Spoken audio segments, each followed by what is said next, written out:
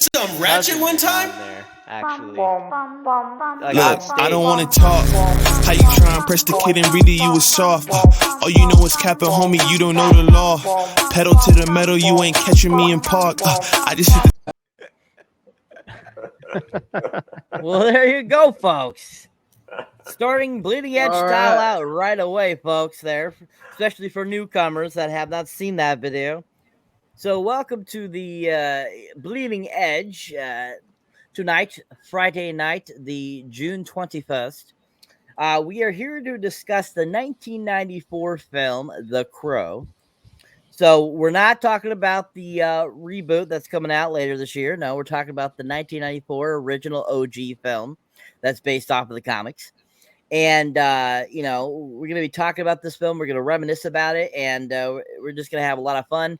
I will be changing up my style today with how I do the review. So look on out for a new and approved different way of talking about this film tonight. So I will be new moderation structure. Yes, sir.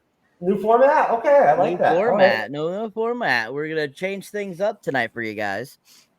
So yeah, you know, as you can see here, I'm right in your review, guys. So you know, don't blame the camera. I this is just how I naturally look. I can't help it. I'm beautiful. Anyways, you know, we're here tonight. Gonna be talking, like I said, about The Crow. We got a great panel for you. We got some new blood on the panel tonight for the MCU'S Bleeding Edge. We got Dylan, which is from. Oh, Dylan, you have a YouTube channel, don't you? It's Guts and Glory. All right. So we got Dylan from Guts and Glory here tonight for his first time on the Bleed Edge. So great to have you, Dylan. Thanks for coming on. How are we doing tonight, sir? I'm doing well. Glad to be here. Excellent. Ready to discuss some cinematography and, you know, I'm excited to hear your guys' thoughts about the movie. Awesome. Great to have you. We have also, for the first time on the panel, Mr. Dungeon Master Elite himself. How we doing, Rick? Real good, real good. I'm also excited to be talking about this one. I'm glad to be here. Thanks for allowing me on the show. No problem. Glad to have you, sir. And of course, we have returning from the Middle Age podcast. We have Mr. Tim. How we doing, Tim? I'm doing good. How are you, Cyber? Good. Glad to have you. Gonna be fun to talk with you about The Crow, since we just had a wonderful time this past Tuesday talking about Blazing Saddles. So looking forward to seeing your thoughts on The Crow, sir. Very excited. Thanks for having me. Excellent. And of course, we also have returning from the Middle Age podcast, Mr. Matt. How we doing, Matt? Fantastic. I'm so glad I could tag along on this wonderful coverage of The Crow. Excellent. Great to have you, sir. We had a blast doing Blazing Saddles. So it's great to see what you're going to think about The Crow, sir. It's going to be fantastic. And of course, as always, we have my loyal co-host and Mr. Jeff S. TrueKnowledge. How we doing, Jeff? I'm smoking 3 fucking joints at the same time for you motherfuckers. What's up? There we go, folks. Fire it up. I'm firing up right now, baby. 3 fucking joints at the same time. Let's do it. Let's fucking go. He's trying to do Pineapple Express, folks. I'm ready to rock, bro. I'm fucking smoking 3 fucking doobies. He's ready to go, folks. And of course, also we have Mr. Time of Lords, Lord of Time, Mr. Time Traveler himself, Mr. Time Cop, Mr. Andres. How we doing, Andres? Pretty good. Fantastic. Excited to review the Crow with you guys. So it's pretty awesome. Where's your 3 joints, sir? Well, I sold 3 movies, if you want to know. So no, I said, where's your 3 joints, sir? So you can match with me. No, thank you, sir. I'm not like you. I'm more like Ernie Hudson's character, the police cop. No, just buy the books. That's who I am. He smokes cigarettes. Where's your cigarette at? Oh, I left it in my car. I'm sorry. I will get it. Oh, okay. Okay. Okie dokie. Glad to have you too, Andres, Mr. Time Cop. All right, folks. So tonight, drinking games are full effect, And as we always say, drink what you like. You don't have to drink an alcoholic beverage, but it is preferred. But tonight, drinking words will be Eric Draven, the Crow,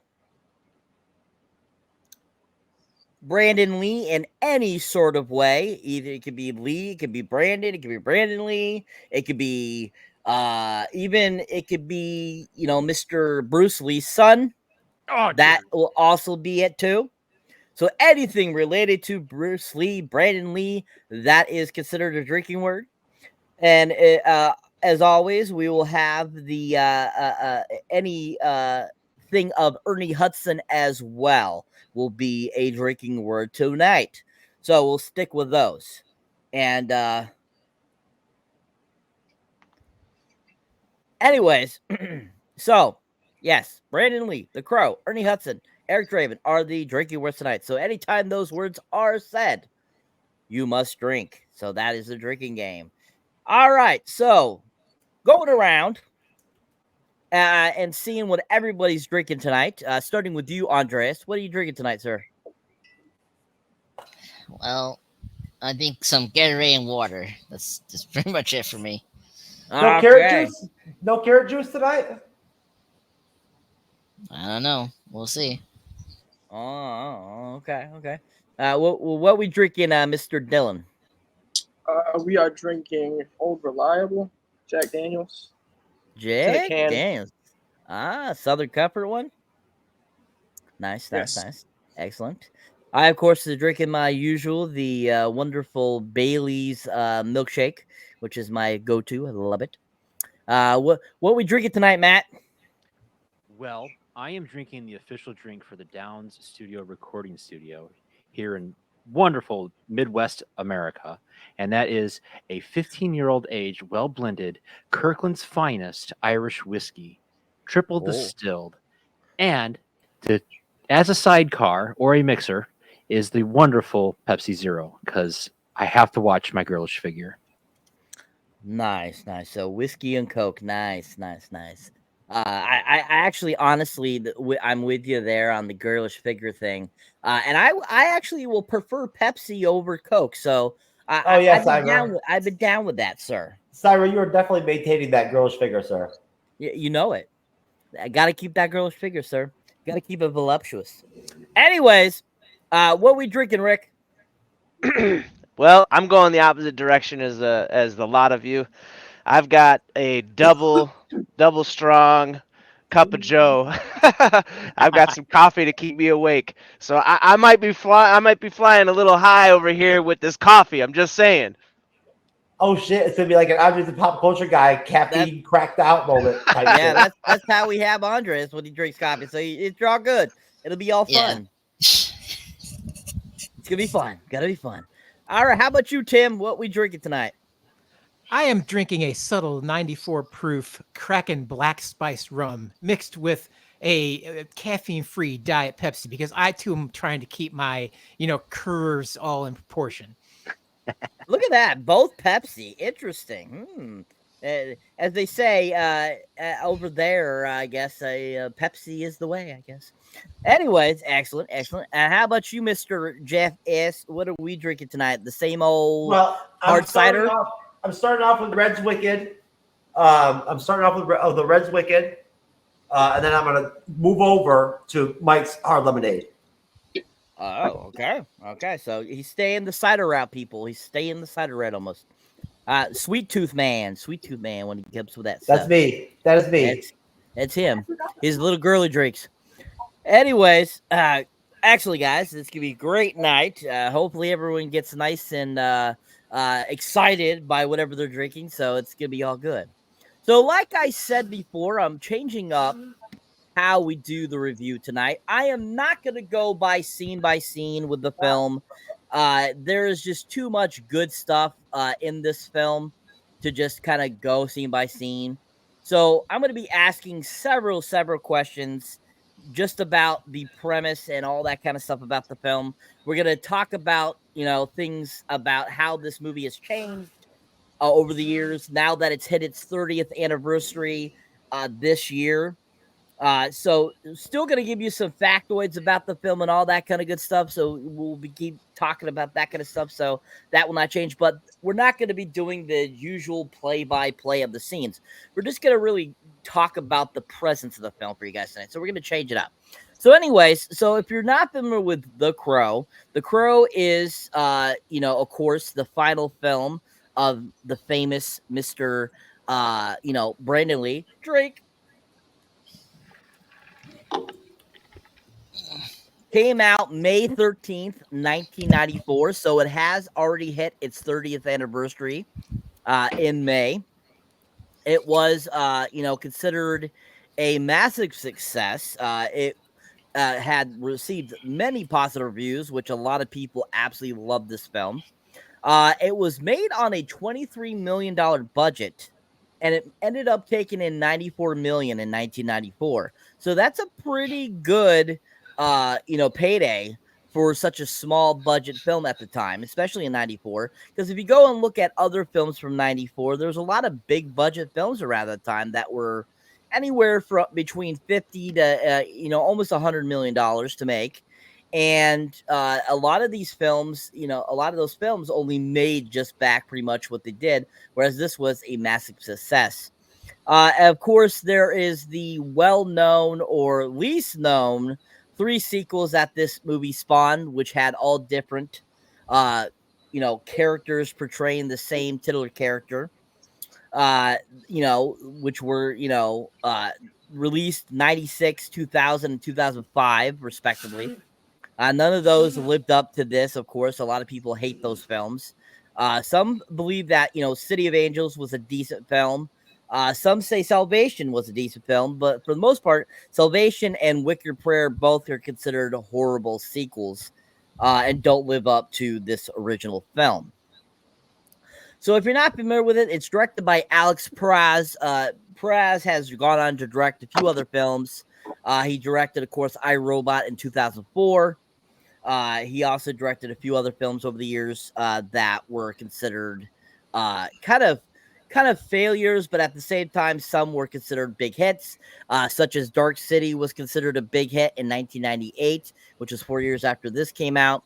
And then, of course, he also did the Nick Cage film Knowing in 2009, which was a complete failure of a film, unfortunately, but was I think, a unique idea.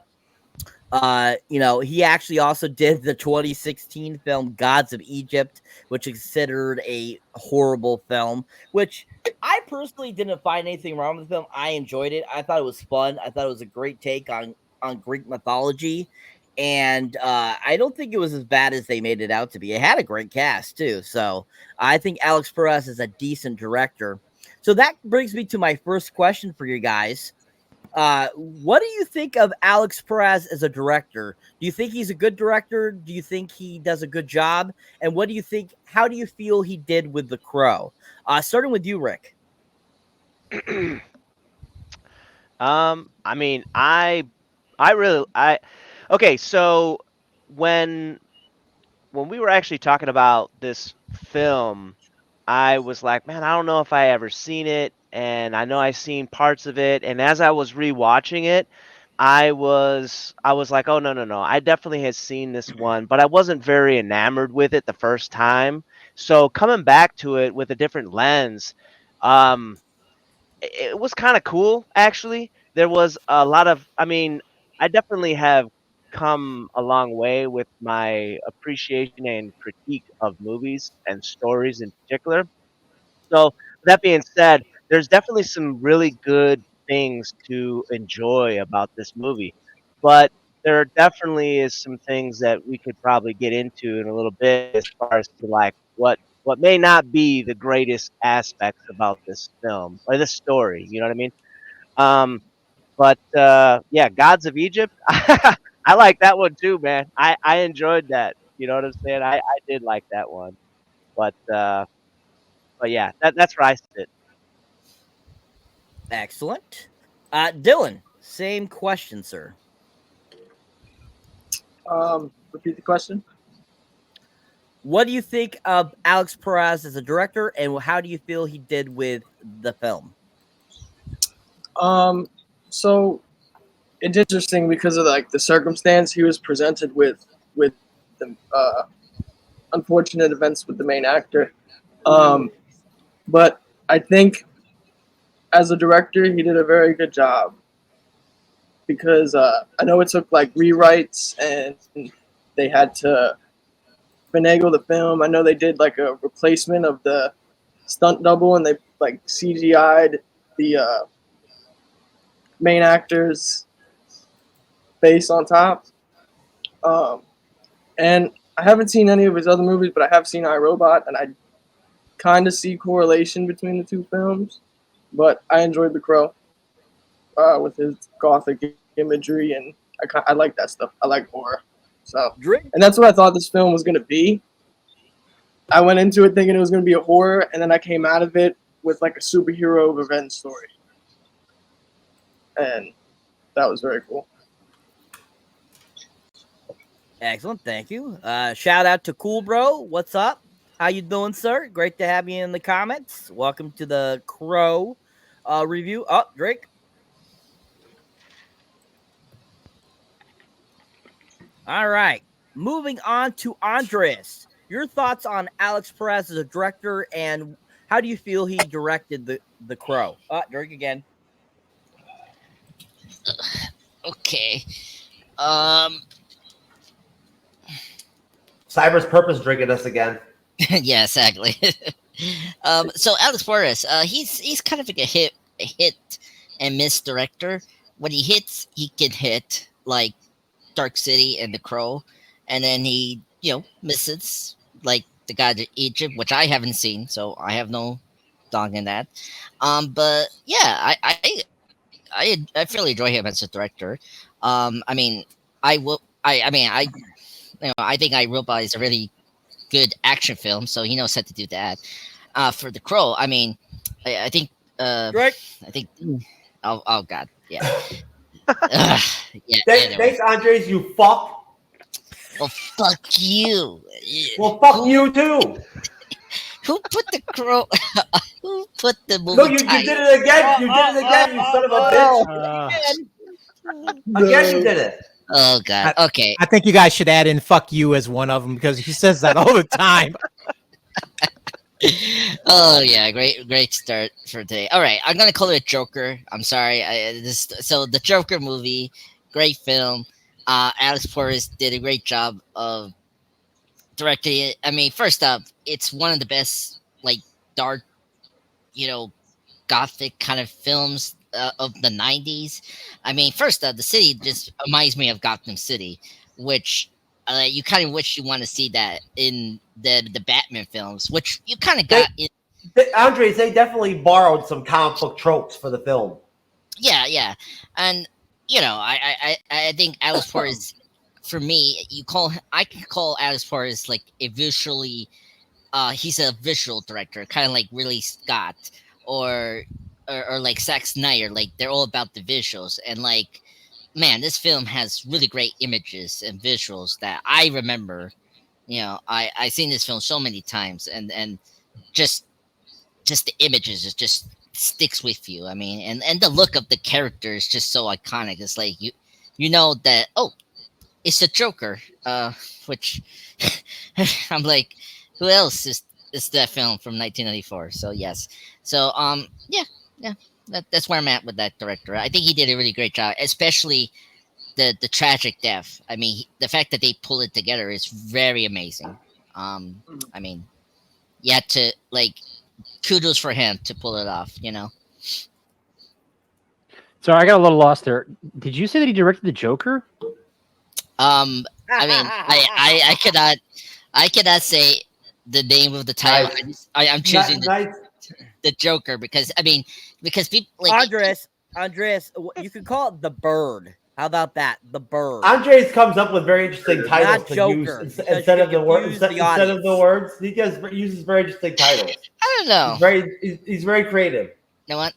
People, the comments, tell me what you want me to do. The Bird or the Joker? Let's be honest. The Bird doesn't sound. The Jerker? The Joker, doofus. The Bird sounds more like what the movie is called, sir.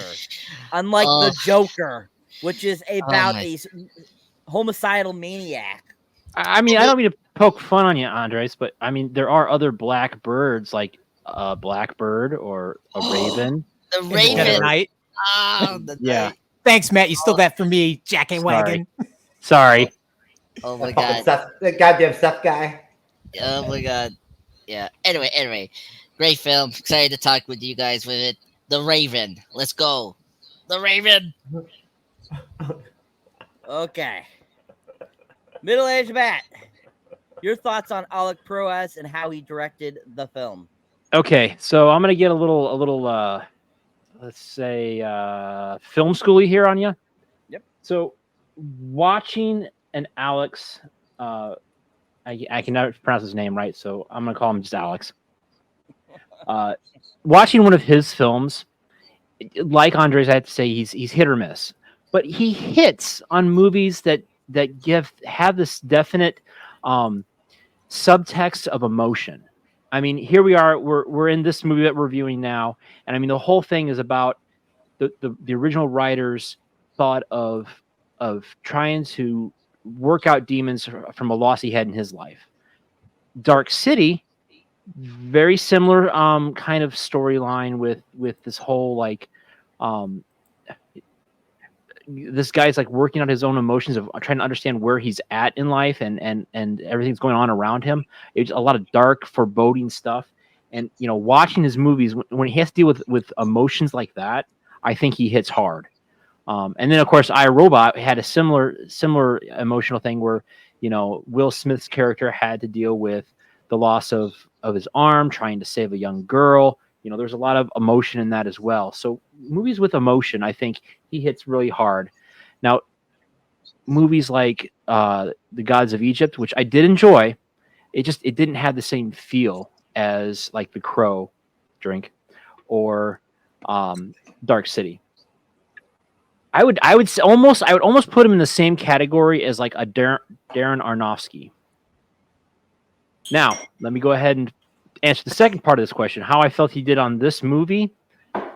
Again, the way he was able to portray the emotion coming off of Eric Draven, and the fact that he was able to use the son of the gentleman who made Enter the Dragon and use the character who is more of a brawler than someone who's in martial arts, which I thought watching this movie again for like the 200th time, it never really dawned on me that all the fight sequences in this movie it doesn't really have a much of a martial arts feel to it. It's more of a guy just getting into a street fight, you know? Good point.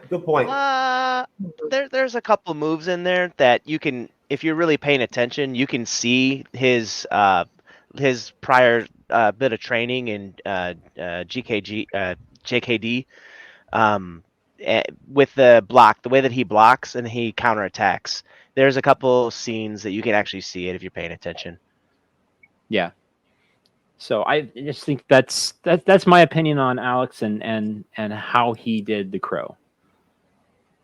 Drink. Yep, Drake. More purposeful drinking. All right, Jeff. Your thoughts on Alex Proas and your thoughts on how he directed the film. I thought he did a great job. The movie is never boring. It maintains a deliberately, you know, sort of slow pace, right, throughout the film. It maintains it, right, without like there being like a lot of really really exciting or over the top kind of scenes. Everything's sort of like, you know, in kind of a nice spot in terms of fluidity and like the pace of everything from scene to scene. It carries over very well. He got the most out of the cast they had, right? Like all the secondary characters are good. They do a good job at their performances, right? Like they all serve their roles and all that whatnot properly. Like, you know, there's no bad, you know, performances there really. They don't expect a lot from their secondary characters, but like they maintain, you know, what's expected. And you know, the overall, you know, the overall film itself, to me, based off my understanding, appears to have been very well directed. The story was maintained cohesively, right? The movie isn't over the top. It's very grounded, and it's very street level and gritty, and they maintain that darkness to it, right? And it works. It really does. And outside of the directing, I don't think he'd have anything to do with that. But the soundtrack helps a lot. I bought the Crow soundtrack as a CD as a kid because it was so dope. You had 9 Inch Nails on it. You had Hole, right? Was on it, I believe. Or that was the Crow too. I think Hole was on.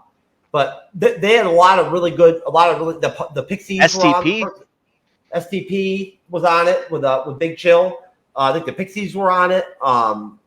Filter was on it, whatnot, right? Filter was 9 Inch Nails, right?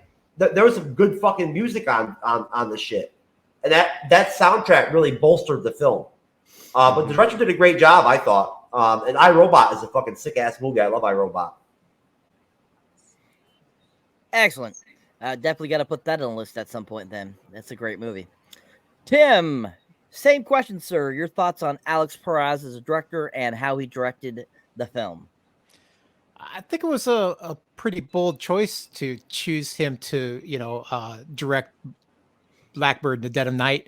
But he came from a music video background, and I think that was huge, and it was the right choice because, I mean, this movie, the music is important as anything else. I mean, it's integral to this, and he understands how to marry music and video together. And I think he did an excellent job, and I think that helped bring it all together. I don't know how much he had in choosing the music, but I mean, you got a lot of bands, as Jeff was pointing out, that are, coming in here and they're writing original stuff for this. I mean, the Cure alone, I mean, that song was written for this. The Burn, that's probably one of their top 5 best songs ever. You got the same thing with Machine of Love and Grace. They wrote one for this specifically, and it's fantastic. So he knew how to marry those two things together and how to use dark imagery because, I mean, they worked on a shoestring budget. There's not a lot of CG or anything in this except for what they had to do after the fact. Once, unfortunately, the son of the guy who hit Jackie Chan passed away. And thank you. He used a lot of practical effects, a lot of when they got down to it, a lot of stuff with, camera lenses and stuff, using models to, great effect. And he pulled this performance out of some of these actors that, I mean, I don't even know if you're going to see that kind of acting come out of them ever again. I mean, they brought the guy from Commando in there, bro. Yeah. I mean, they got the guy who played Top Dollar, Michael Wincott. That by far is that guy's best performance probably ever. I mean, that was it. He should have just quit. Like, I can never do any better than this. I'm done. So I'm out. He should have retired. But I mean, he pulled it all together. And then to have to deal with what he dealt with at the, the very end when they only had a couple weeks worth of shooting left, I think like 10, 11 days or something. And then he had to go back and rethink the whole process to make the movie work. And he did it. And I almost, from what I've read about how the movie was supposed to be to what it is that we see, I think it became better. I mean, out of tragedy, he built something amazing and it worked really well. So yeah, hands down, great job by the guy all the way around. Excellent. Thank you. Thank you. Excellent. Great info too. Thank you for all that great little tidbits, movie knowledge. As you kept calling me on the Blazing Saddles, CyberKnowledge or whatever you called me, it was Cyberpedia. Yeah, Cyberpedia. That's right. Great knowledge there, sir. Thank you. The change in the altering of the film definitely, I think, made a huge impact on how great this film was. So in such tragedy, I think it made a better film, unfortunately, to say that, even if, the son of the person that slapped Jackie Chan, hadn't died, I wonder if the movie would have been loved as much as it had been. Cyber, did you ever hear about the tragedy of when Chloe Zhao directed health, safety, or whatever, that small town.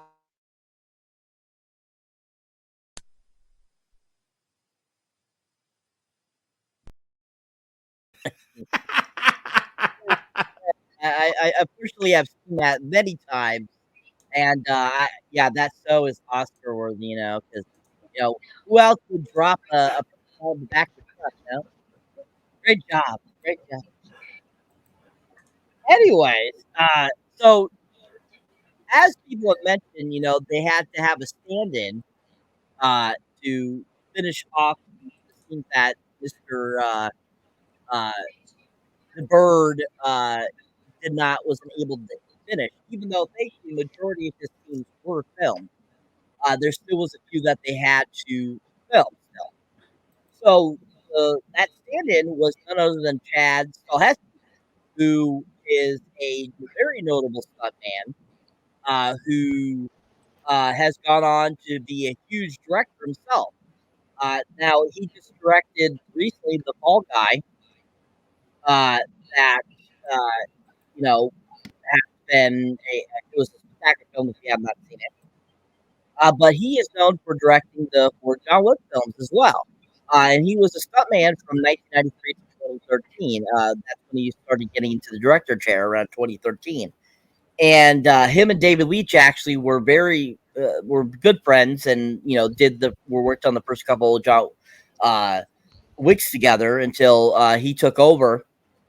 And David Leitch left and did Bullet Train and stuff like that. That's right. Actually, I'm sorry. David Leitch did Fall Guy.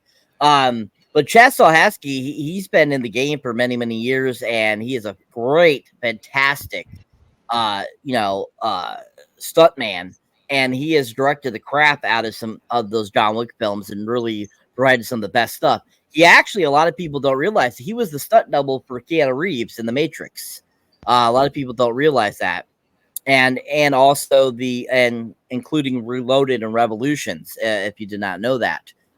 He actually has gone on to do a lot of great things, and he's been second unit director for several big films.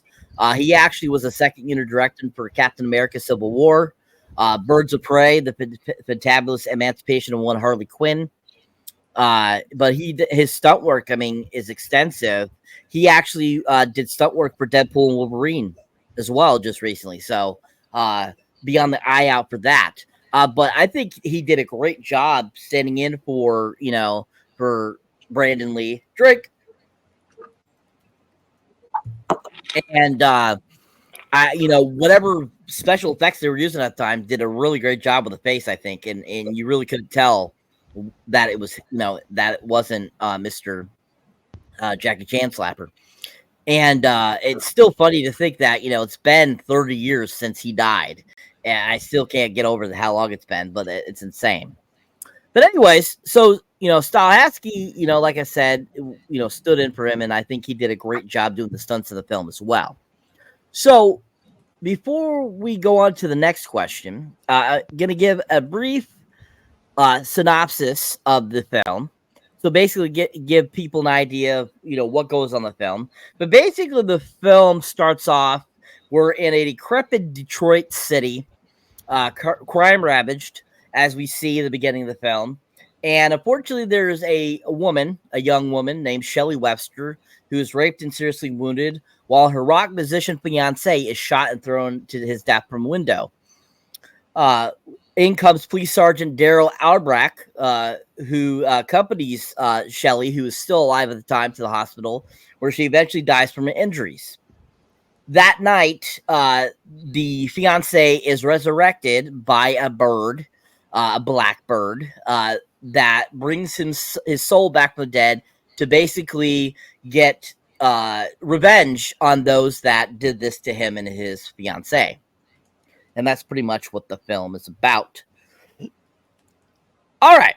So my next question for you guys is, now that it's been 30 years since this film came out, what are your guys' thoughts on what legacy this film has left? And what do you feel about the film 30 years later compared to, say, the first time you watched the film? Now, if this is your first time seeing the film, just give me your thoughts off what do you think, from your first watch, how you felt about the film right after you had finished watching it. And we'll start with you, Mr. Jeff. Oh shit! I put Andres in there first, hoping you pick him instead of me, but that's okay. I'll survive. Can you repeat the back end of that question, sir? I know that we were going over the intro of the film. But what was the rest of it? Ay. I know, sir. Ay. Oh, these drinkers. No. Anyways, no, I asked you, what do you feel 30 years later, what the resignation of this film is like? Do you think it's changed? Do you think it's altered? What do you think the presentation of this film, how it seems to people 30 years later, and based off of your first watch of it, no matter how long ago it was, do you still feel the same about it after it's been out for 30 years? No, I watched it today, and honestly, watching it now at 41 years old, compared to probably my last watch, which would have been probably when I was an early teen, like probably being 13, 14 years old. That's the disparity would be between watches. I picked up a lot of things in my watch that I didn't pick up back then, right? So the movie still stands up in terms of on the same reasons from an entertainment value standpoint compared to when I was like 13, 14, like the entertainment value of it is still there. It's just that there's more depth to it now because I'm older. I've matured more, I've got, a lot more notches on my belt, right? If you guys know what I'm talking about, little guy speak, although I'd already notched so many notches already that honestly by age 18, I already outnumbered the whole panel's lifetime notches. You know what I'm saying? Besides me, just to be clear, as far as who's holding it down, Dungeon Master, you dirty ass dungeon motherfucker. Honestly, I think The Crow is such a good movie that if you sat down a current 18 to 21-year-old kid in front of, and made them sit and watch it for the first 15, 20 minutes, they'd be into it. They'd want to watch it, right? It's that good of a movie. It translates across the span of 30 years. It really does. I mean, obviously we have Dylan here. And it'll be nice to hear Dylan's thoughts, on the film because he is a lot younger than I am, for instance, or you are, Cyber. Although you are eternally youthful, sir. That's pretty much it. Just that, there were things that I didn't pick up when I was younger that I picked up now, and the movie still carries that same value and power to it. It's just a really solid fucking compact, under 2 hours, right? Never boring, entertaining, dark film that's violent and people smoke cigarettes and shit, which I respect heavily, right? Because I smoke cigarettes too. You know what I'm saying? And the industry doesn't do cigarettes anymore. Hollywood got rid of cigarettes. They need to bring them back, right? So, cigarettes are actually pretty cool, kids. I'm telling you. I mean, come on. At one point, we used to actually, prescribe cigarettes to pregnant women. They can't be that bad for you. And 4 out of 5 doctors like Newport. There you go. See, look how cool I look when I smoke. It's obvious. I mean, I'm a cool guy. Basically a doctor. Cyber. Okay, USA, sir. I'm out. Peace. I like the fact that Jeff was able to get a proctology license in his hometown. That's really cool. I was going to say after we're done with this, I got something I need you to look at on the camera. No, you guys don't know. Cyber can tell you. I used to be a famous gynecologist, right, Cyber? In one of my I thought you still were. No, I retired. I had to retire. Oh, you retired. I did not know you retired. Sir. Remember? Yeah, I had to retire. I was actually a famous gynecologist, world famous, Nobel Peace Prize winning and shit and everything and whatnot. And I was so good at my job at being a gyno that I was actually fucking up marriages and shit and whatnot. right? Because of my my skills. So, with doing my job, so I had to step down from my passion, my love. But I once was a world famous gynecologist. There you go, folks. Little PSA for smoking and gynecology. All right, so okay, you would say. Okay, All right. let's Just to mention Michael Fired up. Wincott again, as Tim had brought him up. Michael Wincott was also the bad guy in Three Musketeers from Disney, and also The Man in the Iron Mask. And I think that he played the exact same character in each one of those movies. But there's something about Michael Wincott that just is so fun. I don't know what it is, but I absolutely love him in this film, and I love him as a bad guy, and I think he was great in those other two movies. And he actually had a few other roles throughout the early 2000s, but I really haven't seen him in anything recently. But he does still act, so it'd be interesting to see what he actually, if he still can portray those bad guys very well. But I think he's done a great job in what he has done. But I think he's a fantastic villain in this film. But Michael Wincott's good. Anyways, all right. Same question. Moving on to you, Rick. All right, look, that dude is actually playing in what's his name? Michael Wincott. He's actually playing in the Cobra Kai as Nate Silver currently. That's what he's up to right now, at least in the past few years. He also was the guy of Gisborne from Robin Hood, Prince of Thieves, which I have to say is he's probably a better villain in that than the others. But I don't know, that that was a good movie. Anyhow, yeah, there's a lot to say, honestly, about how this relates to nowadays, the audience nowadays, the modern audience nowadays. And I would say, first off, the modern audience nowadays, like whenever you try to get someone to come and sit down and watch a flick, everyone's got their phone in hand. You know what I'm saying? So unless it's extremely compelling, you're going to have to compete with that thing, because the audience nowadays is a little bit more distracted than probably ever before. So I think it kind of helps that it's kind of like a bad thing and a good thing that the characters in the film are a bit one-dimensional. That they don't really have like a whole lot of nuance. They're either, with the exception of the main character, they're either like a good character or a bad character, like a good guy or a bad guy. You know what I mean? And like I said, with the exception of the hero in the story, because the hero in the story is more like an anti-hero, which also fits for this audience nowadays.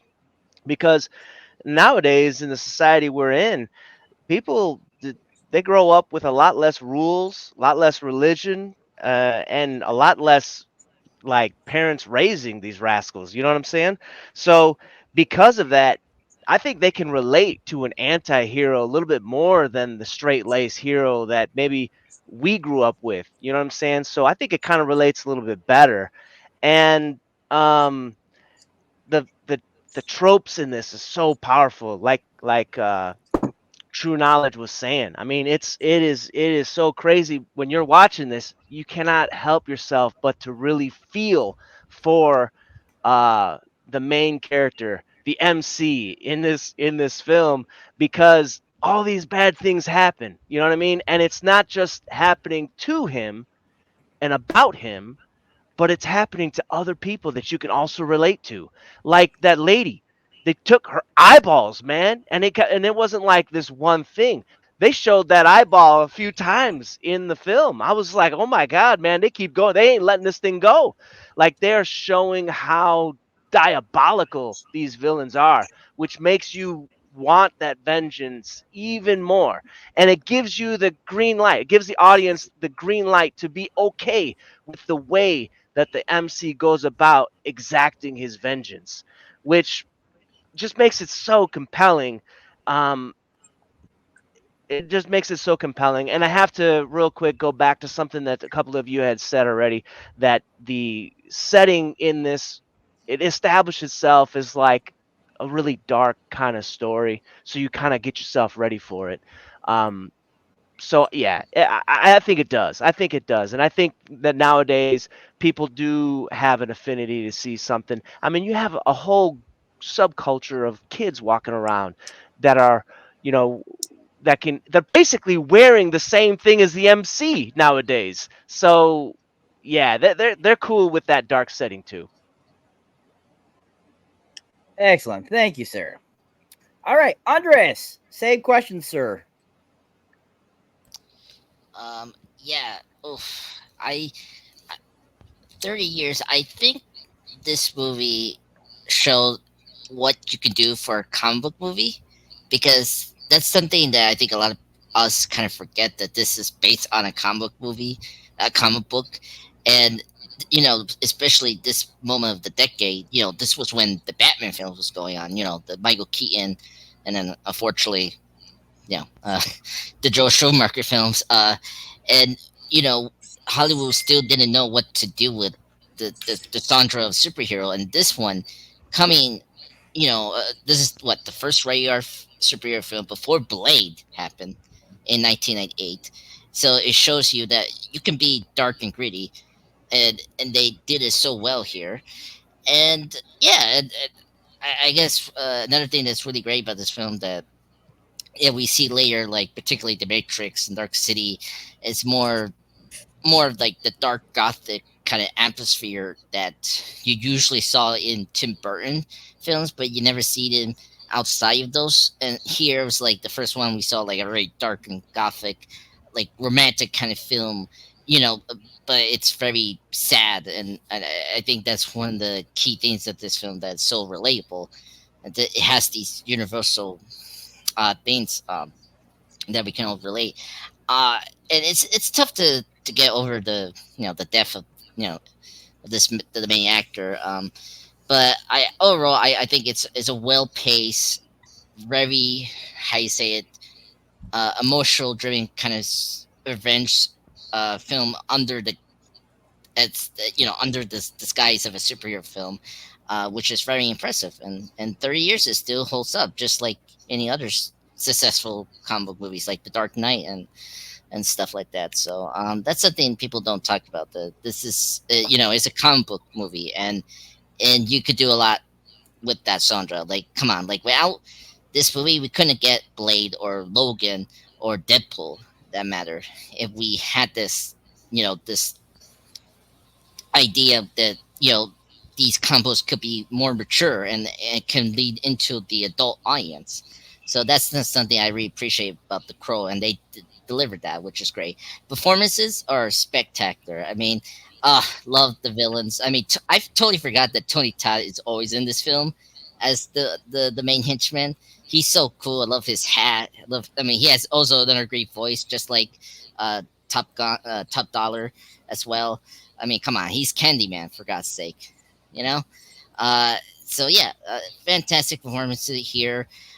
Just overall one of the best. It's one of the best comic book movies ever. I will say that it has to be either your top list in terms of superhero films ranking. But that's all I have to say right now. All right, thank you, sir. And just to reiterate there, Mr. Rick, that isn't Michael Waycott in Cobra Kai, sir. That's Thomas Ian Griffith that plays Terry Silver. Just FYI. Okay. Cyber. Too many. Michael Waycott. If you look up look him up, he looks completely different than Terry Silver. So, Yeah. Totally different people. But yeah, thanks. But I did get the guy of Gisborne thing though. That's yeah. Thank you. But yeah, there you go, sir. Anyways, so great job there, Andres. Dylan, same question, sir. What do you think about Yes, the sir. legacy? Well, for a first watch, I could definitely tell that it was a classic. It's definitely something that you can come back to and rewatch, which I will, because the first time I watched it as a general audience member. I watched it for the entertainment and the story, and the characters. But I think I'm gonna watch it a second time as a filmmaker because I am one, allegedly. But the gothic tone I really enjoyed. I like dark, gritty movies, and like the blend with comic book and like dark nature, like when Spider-Man goes, the black suit Spider-Man, like things like that are very appealing to me. So I really enjoyed this movie for that reason. And the character, it's kind of like he kind of gave like a, what did I say? He kind of makes you laugh, but it doesn't take away from like the severity or the seriousness of the situation in some of the scenes. So I really like that. And yeah, overall, it's a very good movie. I'm gonna have to watch it a second time. But that is my standpoint. All right, excellent. Thank you, sir. course. Middle-aged Tim. Same question, sir. All right. So when I watch this movie, it's a little bit probably different for me viewing it than the rest of you because Matt and I had a friend that we seen this movie with back when it came out, and he also kind of had a dark and difficult past, and he latched onto this thing and kind of became the persona of the Crow to some extent. Kind of lived it for a long time, and oh dang, and unfortunately, within the last year, he also came to a tragic end. So I can never watch this movie without not thinking about him, and I would probably say it's probably the same for Matt. But with that said, I feel that the Crow did for the goth culture of the late 80s and 90s, kind of what the Matrix did to bring live action anime to the screen in the 2000s. I mean, it brought that whole subculture and its music to the big screen in a really cool and relatable way that everybody could watch and really kind of understand. And I think with that said, it's a movie that really it emanates pain and tragedy, loss that's truly born out of creator James O'Brien's, tragedy of losing his fiance at 18, and all the emotion of tragedy bleeds from the script and is effectively transferred to the audience through the dark, moody visuals and the stellar cast performance. And you add to all that, the tragic loss of Brandon Lee at the end, during the production, and it just sets the stage for a movie that really lays heavy on the mind after the credits roll.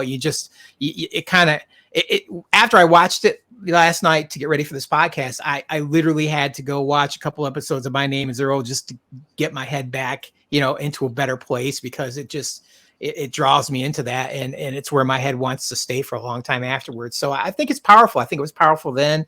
I think it's powerful now, and I think it really, like I said, it hits on that goth culture, whether you were into it or not. And I think it's kind of dissipated over the years, but I remember seeing the goths and everything, and that's that's where those people lived. They lived in that kind of Crow-like world. So it's very relatable to me as that. And I think, even if you don't understand that, you just feel the tragedy and loss that this movie brings out. And again, like I said, it's just highlighted by, what happens to the main actor, and it just sticks with you. So that's kind of where I'm at with it. Excellent. Thank you, sir. Matt, same question, sir. Wow. There's a lot to unpack with everything that Tim has said, and reiterating on what a lot of you guys have said. And yeah, I couldn't say it more about our friend that Tim had mentioned. Our friend was a good guy, and he was definitely he definitely had demons of his own that he was working out, much like Eric Draven. Drink. The movie itself, I have to say, is I can't associate this movie without talking about the comic book. And the comic books is like my lifeblood. So as you can see from my avatar up here, I've got the cover of the very first issue of The Crow. And I think the reason why the Crow itself, the movie, the comic book, is still so locked into today's society. I mean, it's it's timeless. And I think it's because it uses a lot of this emotional storytelling that James O'Barr has. I mean, as Tim had said, you know, he wrote the story to deal with the loss of his fiance. It also was inspired by events that took place in Detroit. There was a man and a woman, that were going to get married, and they died over a $20 engagement ring because they got mugged on the street.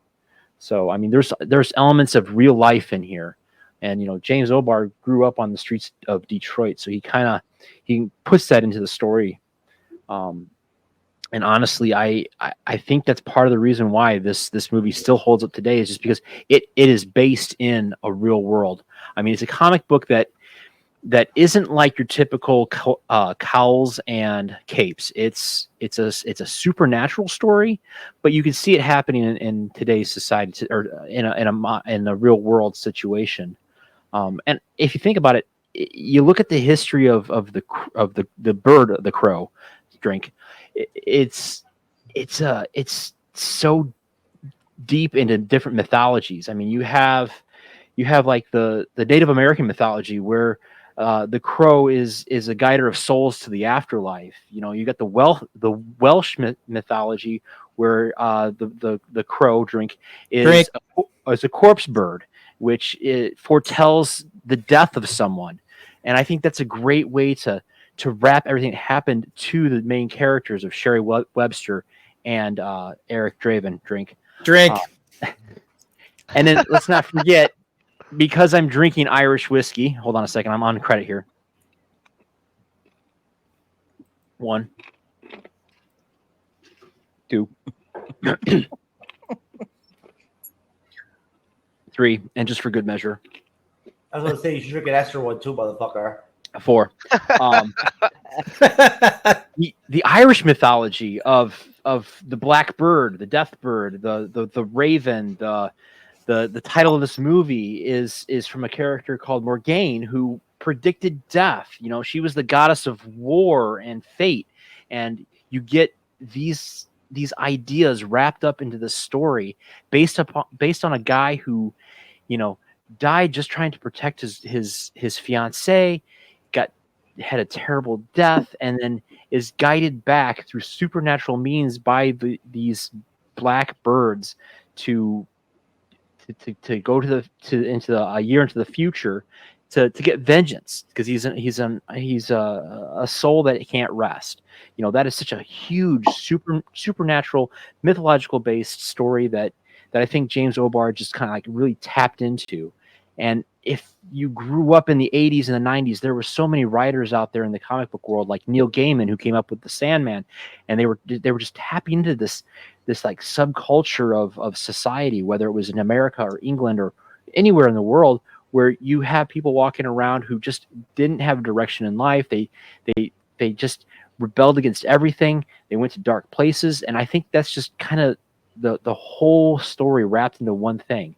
Is just the darkness that we all have in our own selves. I may have gone a little too much on a tangent there, but that's kind of how I feel about the Crow, and I think that kind of really appeals to me. Thank you. But yeah, and then also, this movie came out in 1994. I was 16 years old, and actually no, I would have been 15. Sorry. I was 15 years old. I was at just that right age, that's such an impressionable age to watch a superhero movie, that after I finished watching this movie, like a year or so later, I went out and I read the comic book, and I read all the other comic books based on the same thing. And it's if you like this stuff, it's deep in my wheelhouse. Excellent. Thank you, sir. And thank you, both you and Tim, for sharing such great story and that tragedy that you guys have faced too as well. Thank you for sharing your story. It's always easy to talk about that kind of stuff. Just like you guys were mentioning how James O'Barr, the guy that created the Crow, did the same thing, creating the comic book, to deal with the drunk driver killing his fiance himself. So excellent job, guys. here's an interesting little tidbit I found out.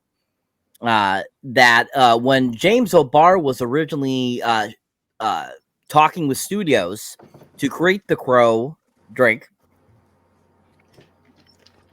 into a feature film, originally one of the first people he talked to wanted to make the film into a musical with Michael Jackson as the lead. That would have been really fucking weird. I was gonna bring Bubbles with me. It was gonna be great. Exactly. Wait. Is he allowed to do that? Do whiteface? Yes. Would that be? Oh wait, never mind.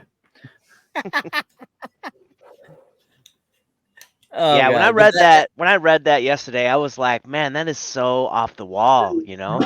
Michael be rubbing on little children and shit, whatnot. I heard back, from somebody in the back in the corner. You know what I'm saying? In the darkness, in the darkness of the Crow, baby. Michael was feeling up, Macaulay Culkin and shit, whatnot, in the closet.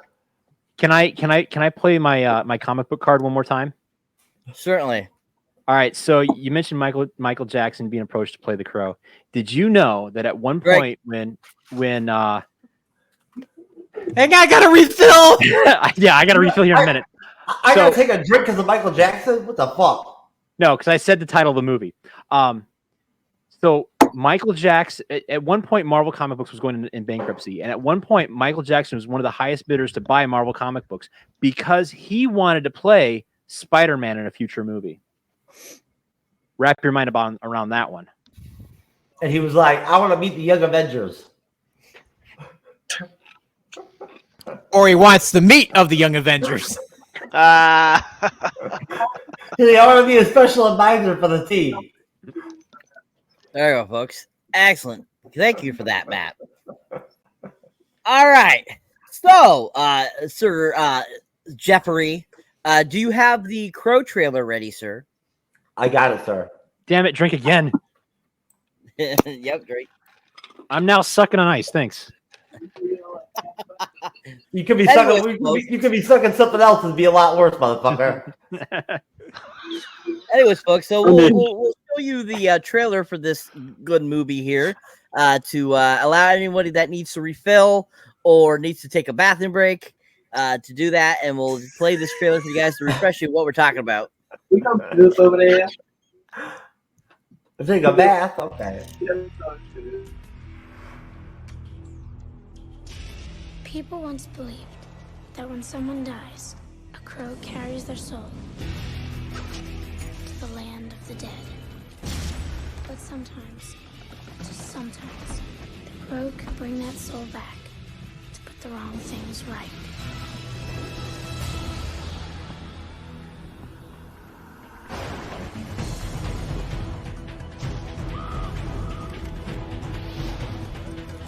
You're all going to die.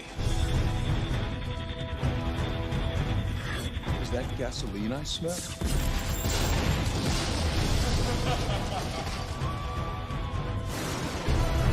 Victims, aren't we all?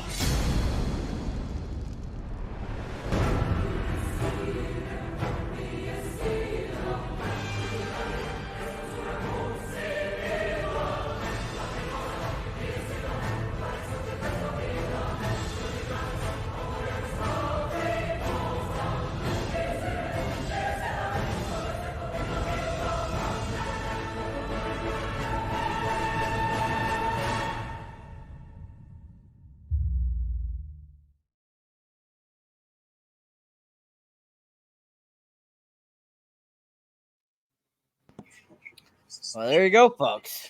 Fantastic. I've got more, Cyber, if you want. I've got some scenes.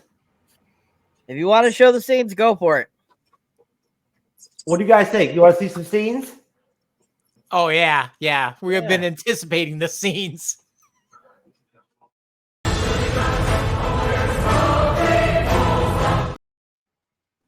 Yo, that flip off that table was fucking crucial. That shit never gets old. That was a real good sequence. Very action-packed scene there, folks, as you saw. Great scene from the film itself. great beginning to the end of the film as well. That was a very pivotal and great scene. So that was really done well. And just like every other movie where they're shot out of order, that was one of the first scenes they actually filmed for the film when they were filming it.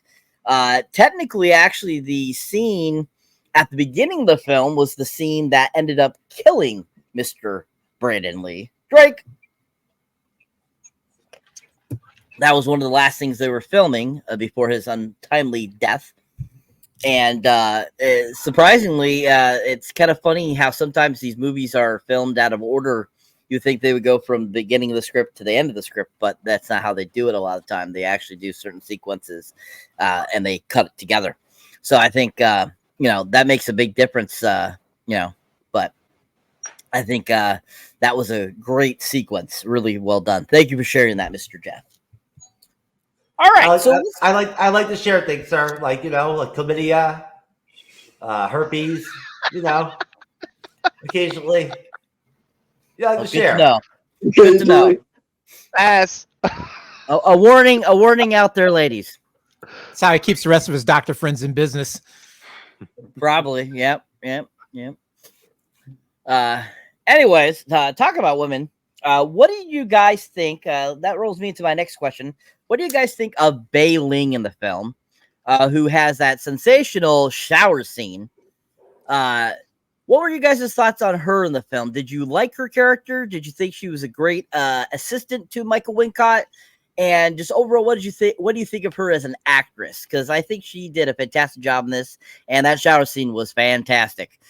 Starting with you, Andreas. The bath scene is A+. Love her body. Definitely excites me whenever time I see that scene. I forgot that it's like every time you get excited, Time Cap. Exactly. So I got That's how I feel about it. Exactly. And my wife gets excited as that as well, but shh, don't tell her that I say that to you guys. Anyway, yeah, great body, great hair, I guess. Great body, a great sexy lady. I haven't seen so much of her in movies. This is like the only one or TV show roles she's done. She's great. She's good. I think she serves a purpose here. I mean, first off, she finds out, like, obviously the raven, the damn bird, is the key of getting the powers. So she's there for explaining that to her brother. And yeah, it's funny in the movie they brother and the sister are in love with each other. So that's okay. So yeah, so she served her purpose. That's how we like to get down, Andres. It's like the Targaryens, baby. True. All right. Thank you, sir. Dylan, same question, sir. What did you think about Bei Ling? Yeah, I think she was a very, very good actress. She definitely played her. Sour Sheen was very sexy, very well shot. Can't say I haven't seen her in anything else, but she did well in the Crow. Drink. Oh, good job, Dylan. All right, Rick. Same question. Yeah, I mean, there's. I agree with what has already been said. Definitely she's easy to look at. I mean, especially when you introduce the character in such a way, you're like, oh, this is going on. But then the scene, the rest of that scene kind of sets it up like, man, she's a viper, bro. Like, you know what I'm saying? There's a song out there from the 90s, Poison. You know what I'm saying? And that's what this girl is, man. You don't want to be coming near her. But even though she looks good, and yeah, definitely, I agree with Andres. Definitely, she served the purpose. That era had a number of movies had when there was a element of supernatural heroics going on. There was a lot of times there was that trope of the shaman or the diviner for the villain side, and she filled that role for this particular film. And she was, her character was done in such a way, it was really easy to like just really dislike her. Like she didn't have to do all the stuff that she did, but she did it anyways because she really wanted to. And because of that, man, oh man, you really want her. As much as you like to see her, you really don't want to anymore because she's so vile, you know? She'd be good in the dungeon, bro. Nah, she need to be in the dungeon, bro.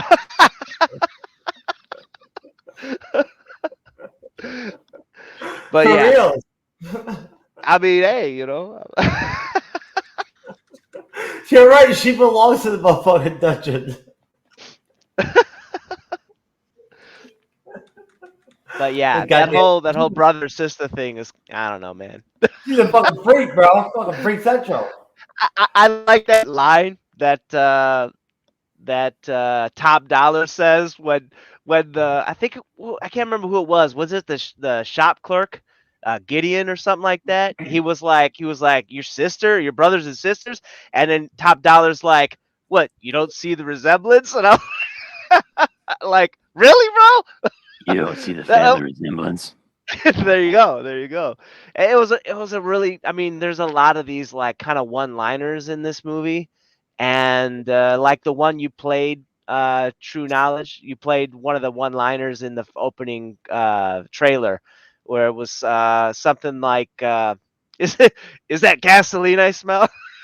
So many good one-liners, but yeah. I just reviewed Demolition Man last night. One of the greatest Sandra Bullock one-liners was like, she's like, after Sly beats somebody's ass in the future, she's like, you really licked his ass. But yeah, that's pretty much all I got on that. All right, Jeff, same question, sir. What did you think of Bailing? Sly was like, no, I meant it's supposed to be kick his ass or whatever. So there you go. There's an impersonation for you folks. My thoughts on Bailing, sir. You don't want to know my thoughts, sir. I don't really have much to say about. I mean, you know, all my thoughts will be disturbing. You know, like, I think it's hot that like that dude's banging his sister. You know what I'm saying? Like, you know, that's not real life. It's like in a movie, so like it's okay. So like, you know, I think it's hot, and you know, it's kind of fucking weird and shit and whatnot. But yeah, that bitch belongs in the dungeon, bro. You know what I'm saying? Like, that's her spot. Like, you know what I mean? Like, you know, she's a freak. Like, you know what I'm saying? She's ready to get down. And yeah, she certainly handles her business as her character in the movie. All the roles are well serviced. All the secondary roles are well serviced. Whether there's incest going on or not. Right? There you go. Okay, USA, baby, let's do it. Let's go. Minus 5,000 points for that answer. Jesus Christ. That was horrible. That was horrible. Bro. No, I take that back. 10,000 points minus. Jesus Christ. Oh, Andres gave a better answer. He gets 10,000 points. You get minus 10,000. Oh, God. Oh, man. Oh, Jesus Christ. Anyways, Matt, same question, sir. What do you think of Bailing in the film? Her scene and as an actress. Okay, so I would have to say that she's a beautiful Chinese American actress. I mean, hands down, she's got great on-screen appeal.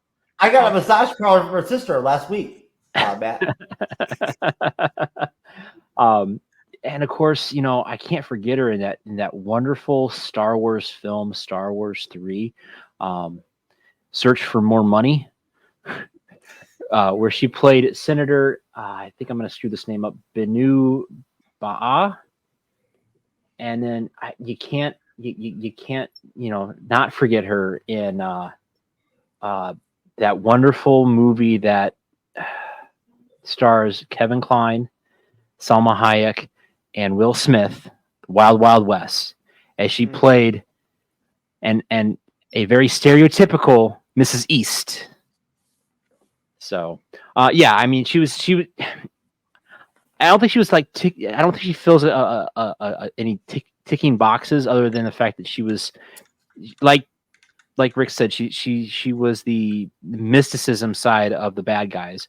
But yeah, she's definitely a character that I do not want to wind up running to in the middle of a dark alley, because she's probably going to scoop my eyes out with a spoon because it's blunt and it hurts more.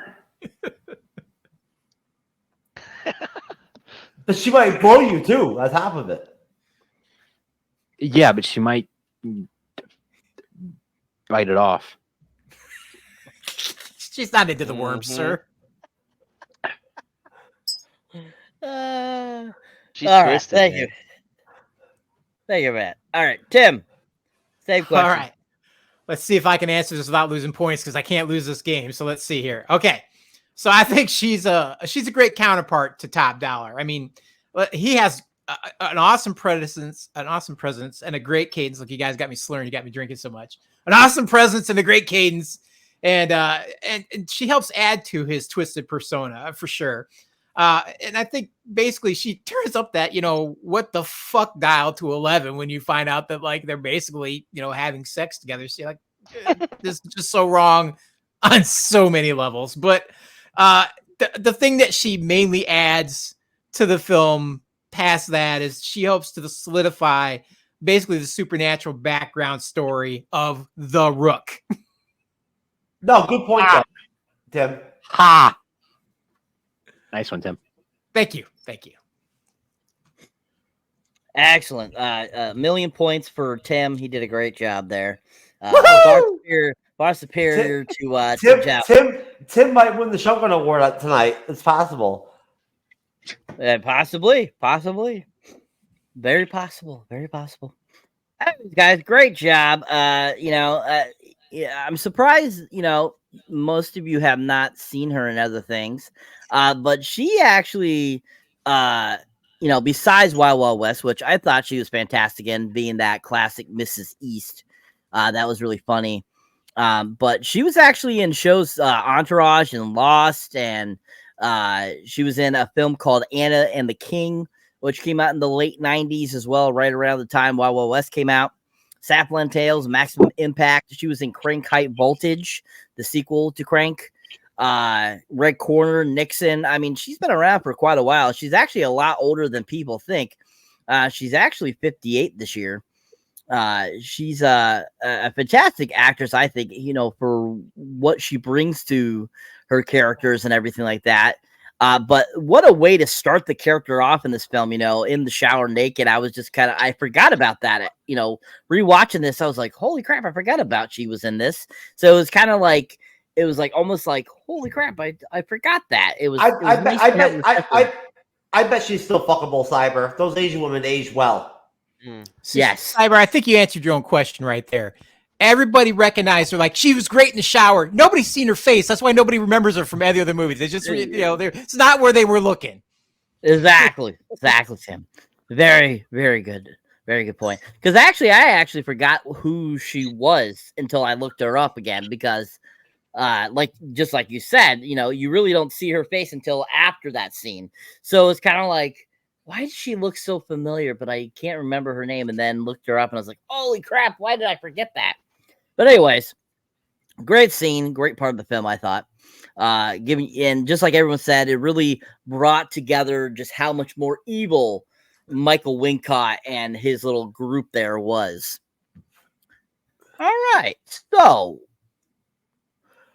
what are you guys' thoughts on the impact of Brandon Lee Drake's death on the film? Do you think that it really altered what we ended up getting? Do you think that if he hadn't died, do you think that the movie would be as loved as it is today? And just kind of your overall thoughts on that whole situation. Starting with you, Dylan.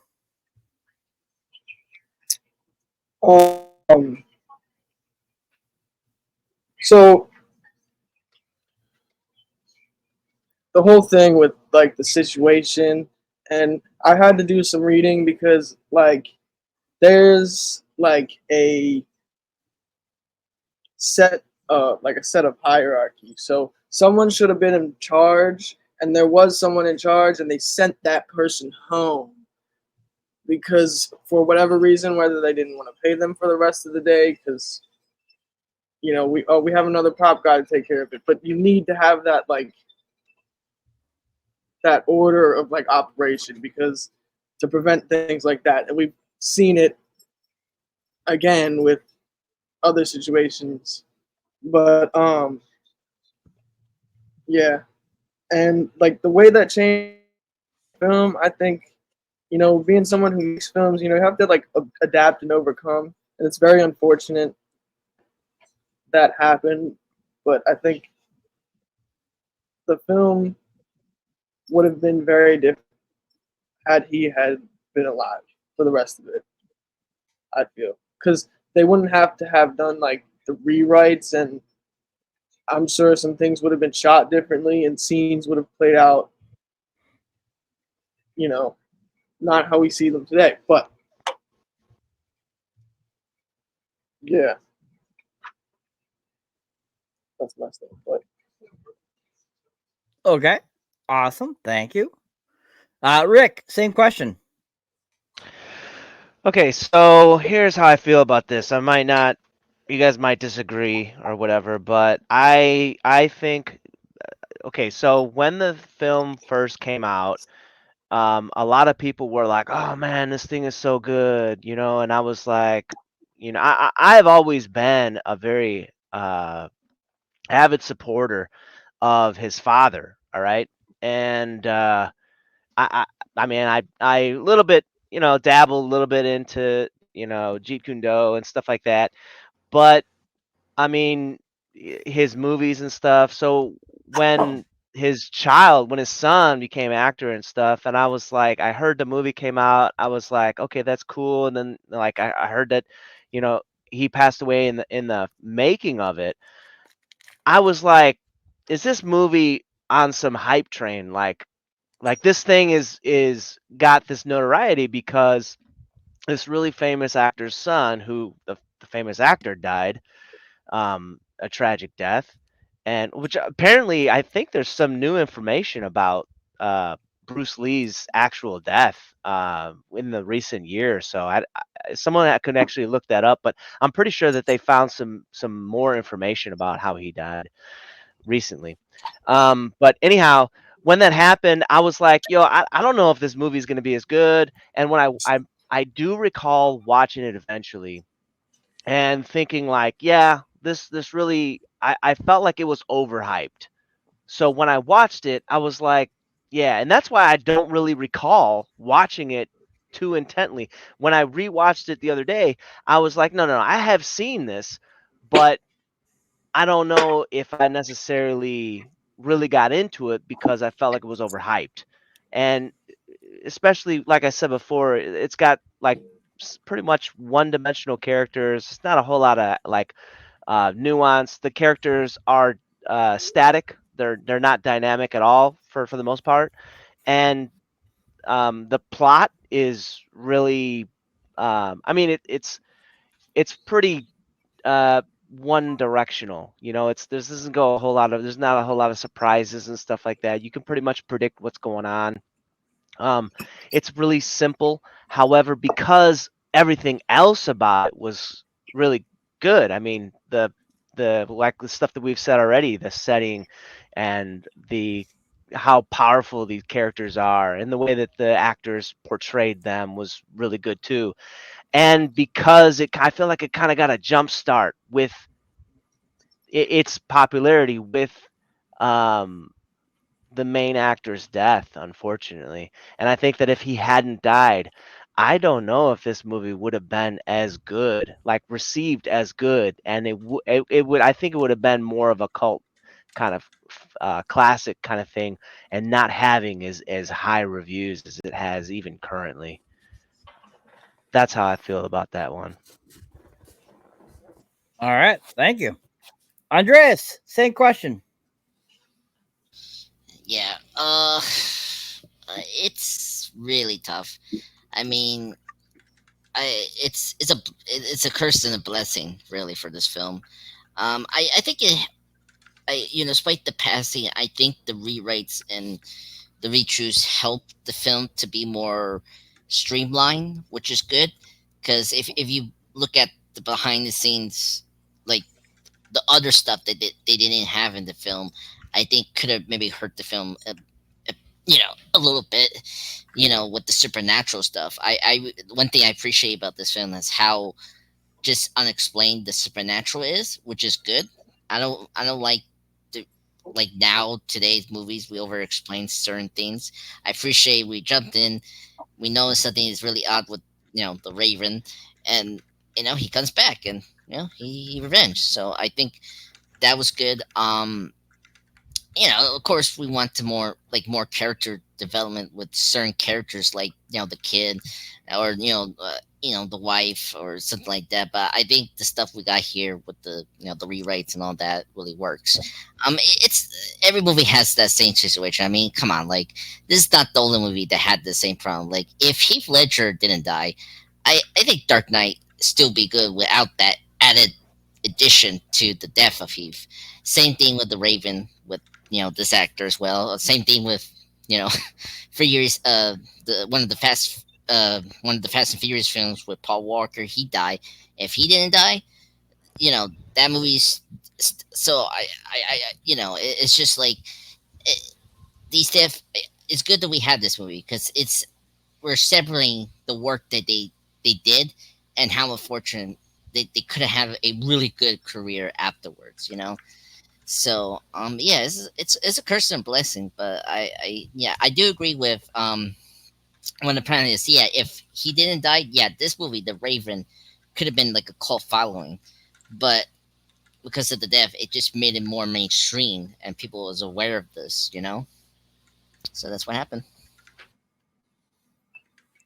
Thank you, sir. Shout out to Joey in the comments over here. Thank you for stopping by the comments, Joey. That's an interesting little tidbit about Game of Death. His character having the advantage on space because he was shot in the film, and then his son ends up dying the same exact way. Very, very morbid coincidence, most definitely. And you dressing up as the character for high school. I'm sure a lot of people just thought you were looking probably like a goth kid. Probably more than likely. And yeah, thanks for stopping by. Anyways, great job there, Andres. All right, Jeff, same question, sir. Everybody's already pretty much covered this question. I'm going to go ahead and pass on this one. No, you have to answer something. No, let's move on to the next one, and I'll save my time for then. No, you got to answer. Everyone's already covered it. What is there to say? If Brandon Lee died and everything and whatnot, and it's unfortunate. Drake. Jesus Christ. Now we drank. Okay, move on, motherfucker. No, I'm not gonna move on, motherfucker, because it's my time to run the show, bitch. How about that? Well, I already know that, sir. All right, fine. You have nothing to say. Once again, I'm saving my time for the next question. I'm saving my time for the next question, sir. Losing 10 million points again. It's all good. It's all good. You'll catch up. All right, Matt. Same question. All right. Well, Joey Redballs in the comments kind of already stepped on my nuts with his comment about the Game of Death because I was going to come from that angle. So, but honestly, the movie itself, I think, stands on its own. Even if Mr. Lee hadn't passed, I think it would have still. I mean, the core of the story was still there. Everything that they shot was there. I mean, he died when they were doing like the last 2 weeks, so there wasn't a whole lot of stuff that plot wise needed to be shot. So I think it was a kind of a good thing that he died when he did, and not earlier in the movie, earlier in the shooting schedule. But I think the popularity of the movie was definitely helped by his death, and it's such a sad thing to say that, but if he had lived or if he had survived his surgery after the accident happened, I think we would have probably seen a lot more movies from him, and I think he would have had a much longer or better career than what his father had. But yeah, as far as the movie benefiting from his death, yeah, it definitely benefited. But I think it probably could have stood on its own. So I don't know if I'm pretty much saying the same thing that everyone else has said, but that's kind of my opinion. Excellent, good job. I think you said it very differently than what Joey said in the comments, so I think you did a fantastic job there, sir. Tim, do you have anything to add, sir? I actually do. So I think when the son of the man that goes "Wah!" passed away, I think it changed the movie fortunately for the movie in a very good way. Unfortunately, it had to be a tragedy that happened, but I think the main death scene, which was what they had to film. I mean, he had 3 days left of filming, and they were filming the beginning instead of the end, as you pointed out earlier. I think that scene would have been a lot more visually brutal, and I think forcing them to rewrite the script and using flashbacks to help show that scene, it really made it more in the mind's eye of the viewer. So it became kind of different for each person, because as I watch that, they're imagining what's happening, because you're just seeing these quick flashes and, little visuals of the rape scene and the killing and things like that. So I think it enhanced that scene much better than just a plain out filmed horrible death and rape scene, which would have been brutal and unsettling, even though it was unsettling both ways, but this was a little better. I think it also took out, there was a part supposed to be in the film with this character called the Skull Cowboy, who was supposed to be basically the main character's guide through the spirit world and what he was supposed to do, which basically was, come out of the grave, kill all the people that, did you and your fiance wrong, go back to the grave, don't help the living or you bleed. And I think that character was unnecessary, and he becomes like the Captain Obvious, let me explain the plot to you in your face thing. And I think removing him was an excellent choice, and they kind of had to, because they'd only filmed one of the three scenes they needed. And in turn, you get Sarah's character that gets to take over for the Skull Cowboy, and he gets to narrate the lore of the Crow, and she gets to talk about how true love can conquer all, and when it's so strong, it can bring back a person from the dead to avenge the wrongs that's been done on them. And so it becomes a really strong emotional love story in that regard. And it also gives Ernie Hudson's character a purpose where he becomes the narrator of various life. Drink. I'm sorry, that Ghostbuster guy. Sorry, guys. Let me drink here. But I think it allows him to, basically, like I said, it allows him to narrate the main character's life. So you kind of get her giving you the background of the supernatural, him giving you the background of the person that's been wronged. And it was a very interesting way to do it. And I think altogether, it made for a much stronger film overall. It just, unfortunately, a tragedy had to ensue to make this happen. Whether the film would have been as popular had he not died, I mean, there's some interest there. I mean, people are always drawn to death. I mean, it's like moth to a flame kind of thing.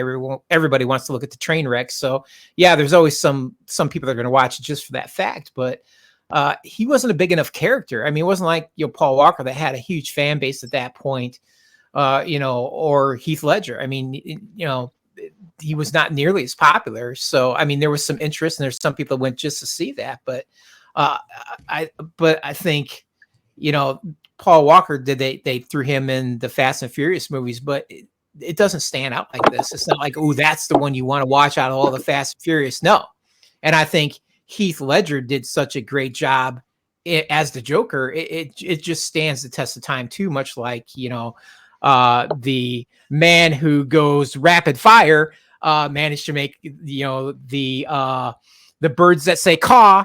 I can't even pay attention to what I'm saying anymore. I'm trying to avoid saying these words. I think that he played that character well, and so I think he made it his own, and it was very strong. And I think it would have been strong either way, and that's kind of where I sit with it. Hey, can I chime in on something here real quick? Certainly. So Tim brought up the Skull Cowboy. The one neat thing about the comic book is that the Skull Cowboy was a little snarky too. He was kind of like the mascot of Indiana Beach's voice, and so that's more of a regional reference. I'm sorry. So the bird that goes caw's voice was done by the Skull Cowboy. So I think that it would have been neat to see it in the movie. And just to kind of point out another thing is, again, with the comic book versus movie, the character Sarah was actually in the comic, but her name was Sherry, and she didn't have a relationship with Shelley and Eric prior to them dying. She became Rick. she became friends with Enter the Dragon's son in after he passed. Okay. Excellent. Sorry. Thank you. I'm as a comic guy, I got there's just little things that I tend to drive me nuts. It's OCD. It's all good. It's good. It gives us some more information. Thank you for sharing, sir. All right. So, moving on. So, we talked about, untimely death and all that kind of stuff. And the next question I'd like to ask, is kind of like a trivia thing. I'm going around getting people's guesses. So, without looking it up, I want you to give me your guess of what the Rotten Tomato score is of The Crow. Drink. Starting with you, Dylan.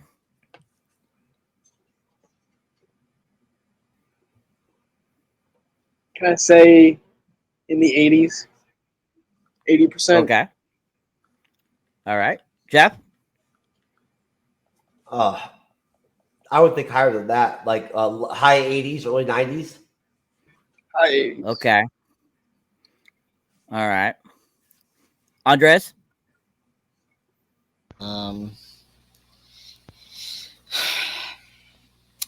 Yeah, I agree with the two 80s, probably 86.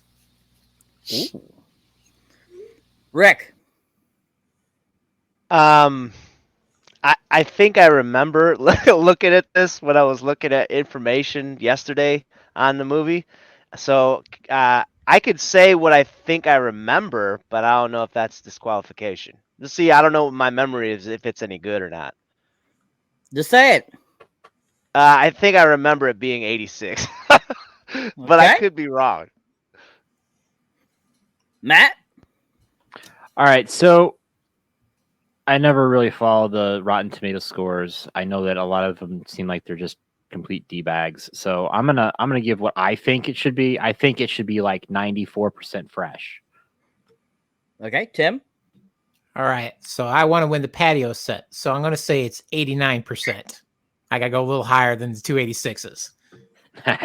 Is that because of the shower scene? The shower scene? The shower sheen. You're not even drinking, sir. What the hell's wrong with you? What is in that coffee? Did you go Irish? You didn't tell us. Rick, if you want to make that an Irish coffee, feel free to check out the Down Studios official drink, Kirkland's very own Irish whiskey. Well, a throwback to Blazing Saddles from the other day. Anything but the Irish. Not the Irish. Excellent. All right. Well, 86 is the right answer. So you were correct, Rick. You remembered correctly. Andres was correct. And but yeah, I mean, anyone that guessed, so Tim, you get 1,000,000 points because you said 89 because you actually gave me a number. And then both Andres and Rick get 10,000 points because they answered correctly. All right. The rest of you get minus 10,000 points. Anyways, good job, guys. Good job. Great guessings. Great guessing. I can't wait till I get to go to the Bleeding Edge store and buy something. The Bleeding Edge store. Oh my god. Yeah, but don't you get a spider ring for 10,000 points? Yeah, but it says Bleeding Edge on it, so it's real cool. Well, the Bleeding Edge store is a gift certificate to the massage parlor. Yes. Oh man, I hear you hurt really bad down below after you go there. This is all we got, baby.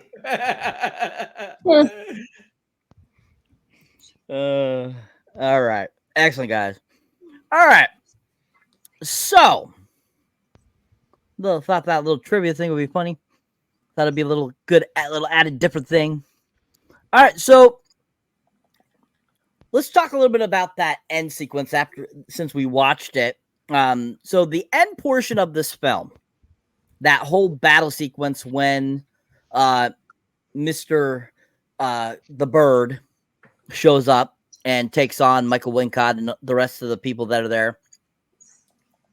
What do you think visually how that played out? Did you think that, for 1994, do you think the action was really well choreographed? Did you think the visuals were done really well? This movie doesn't have a ton of CGI in it, just the little bit they had to use to replace, unfortunately, the original actor that portrayed the Bird. And what do you think about that end sequence and kind of how it leads to the end of the film? Did you enjoy it? Did you like it?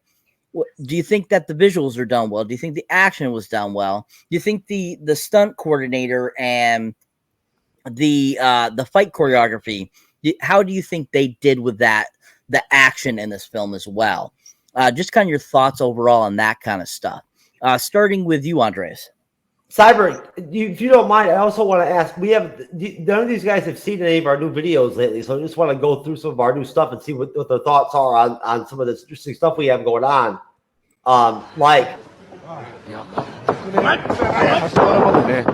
膝基準を回すこと以外にほぼデータがなかったんですが、ただもんじゃないですね。結構ね、ルイズ・プリモ選手の情報って意外と少ないですよね。少ないんですよ。SNS でね、膝基準を回しながら戦う姿の動画がですね、めちゃくちゃバズったんですが、そのバズった以上の情報が入ってこないんですよね。そうなんです。今度は膝 There you go, sir. Add that into your moderation, structure, please. That's awesome, man. I didn't know Borat did wrestling. That explains about a lot of the stuff I find in my Domino's pizza when it arrives, though. Probably. Here's a little tidbit. About 20 years ago, I used to actually do professional wrestling. All right. Good to know. Did you ever wrestle with the pizza dude? No, I didn't. No, Rick, was it not true that you were a chef too? This is true. I was. Yeah.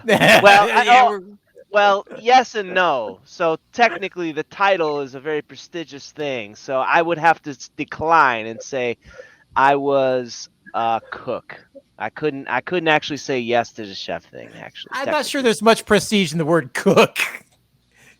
I know. It's saucier, maybe cook, not so much, sir. I know. I don't want to steal something from those who do earn that really prestigious title. So I don't want to take anything from them.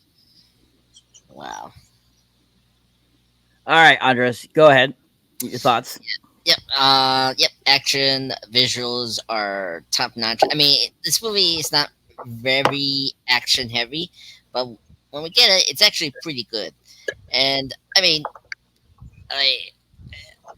I appreciate the visuals, as I say before. I mean, the visuals are really great. I mean, this really is a very goth kind of film, and just the world itself. Like, it's kind of funny because if you pay attention or you look behind the scenes stuff, this is Detroit, and it doesn't look like that at all. I mean, if you've seen Detroit for real and all that.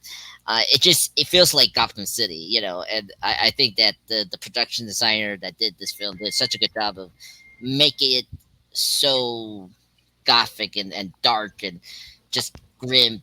Like it's been beat down for so many years, and you can totally tell that. So it's really visually appealing, and the action is great.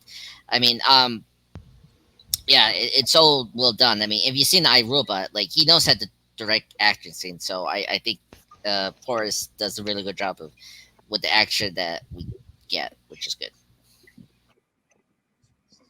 All right. Dylan, your thoughts on the action in that action sequence, sir? Yes. I think it was very well for its, the time period.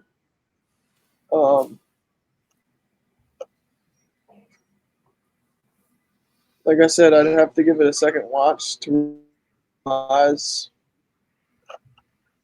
the scene, but I think it was very good. All right. How about you, Rick?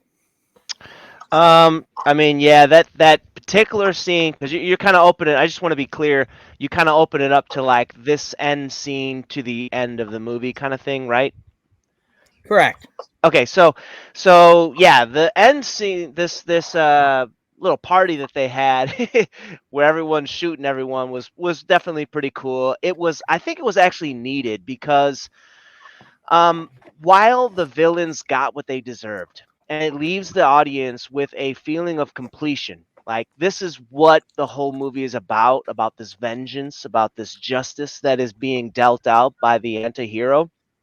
I feel like this is definitely needed because if you really take a look at how the big bad evil guy gets it and how his Asian lady gets it, it is fitting. You are left with like the feeling that like, okay, they definitely got what they deserved, but it doesn't. If you really think about it, it doesn't really hit. I think where maybe it could have. The action scene that we do get precipitates those things, and it's good. It's needed. I really think it's fitting that the Asian lady lost her eyes. I think that it's fitting that and here's what's cool. I think it's fitting that the Crow got the Vulcan mind meld at the end, or not. I'm Drink. sorry, not drink. Yeah, the Crow gives is another drink. Oh, drink again! He gives Top Dollar the Vulcan mind meld, and I also think that it's cool that he doesn't show up with it at the very end of the movie. That they actually implement this thing a few times leading up to the point. And what was kind of interesting is that the Ghostbuster guy, his character willingly accepts the Vulcan mind melt earlier, and I was like, that's strange. Like he would just totally be cool with it and everything. I thought that was like, well, that's kind of just weird that you would be cool with that type of shenanigans happening to you. But he was, and he was like afterwards he was cool with it. I don't know, maybe it has something to do with his Ghostbuster, history or something like that. But it was fitting, and I thought it was cool. A little extra gem here. I don't know if you guys noticed this, but when he was fleeing from, I think it was when he was fleeing from the party, the main character, he got picked up by the sergeant, and when he left his car, there was actually blood on the seats. I appreciated that attention to detail that was taken. Like, yeah, no, it's not just some seat and he gets up and there's nothing on it. No, he wasn't regenning anymore. So there was blood on the seat. Actually, no, I take it back. He was regenning, but there was blood on his shirt, presumably because he got shot 1,000 times. So I thought that was kind of cool. All right, excellent. Jeff, your thoughts on that action sequence and kind of the action overall throughout the film? Actual smoking in the movie is good to see, as I already talked about. Drake, Ernie Hudson, Nobody's really talked about him in the movie yet. Hardcore. He's really great. I mean, he's really an influential character in the film. He really is. Throughout the film, he's a consistent presence in the film. You know, sort of an in between, right? In between, you know. What the fuck are we? What's so funny? Look at the comments. Oh, whatever. Look at what Joey said. Oh my God, you gotta be kidding me, Joey. Anyways, bottom line. I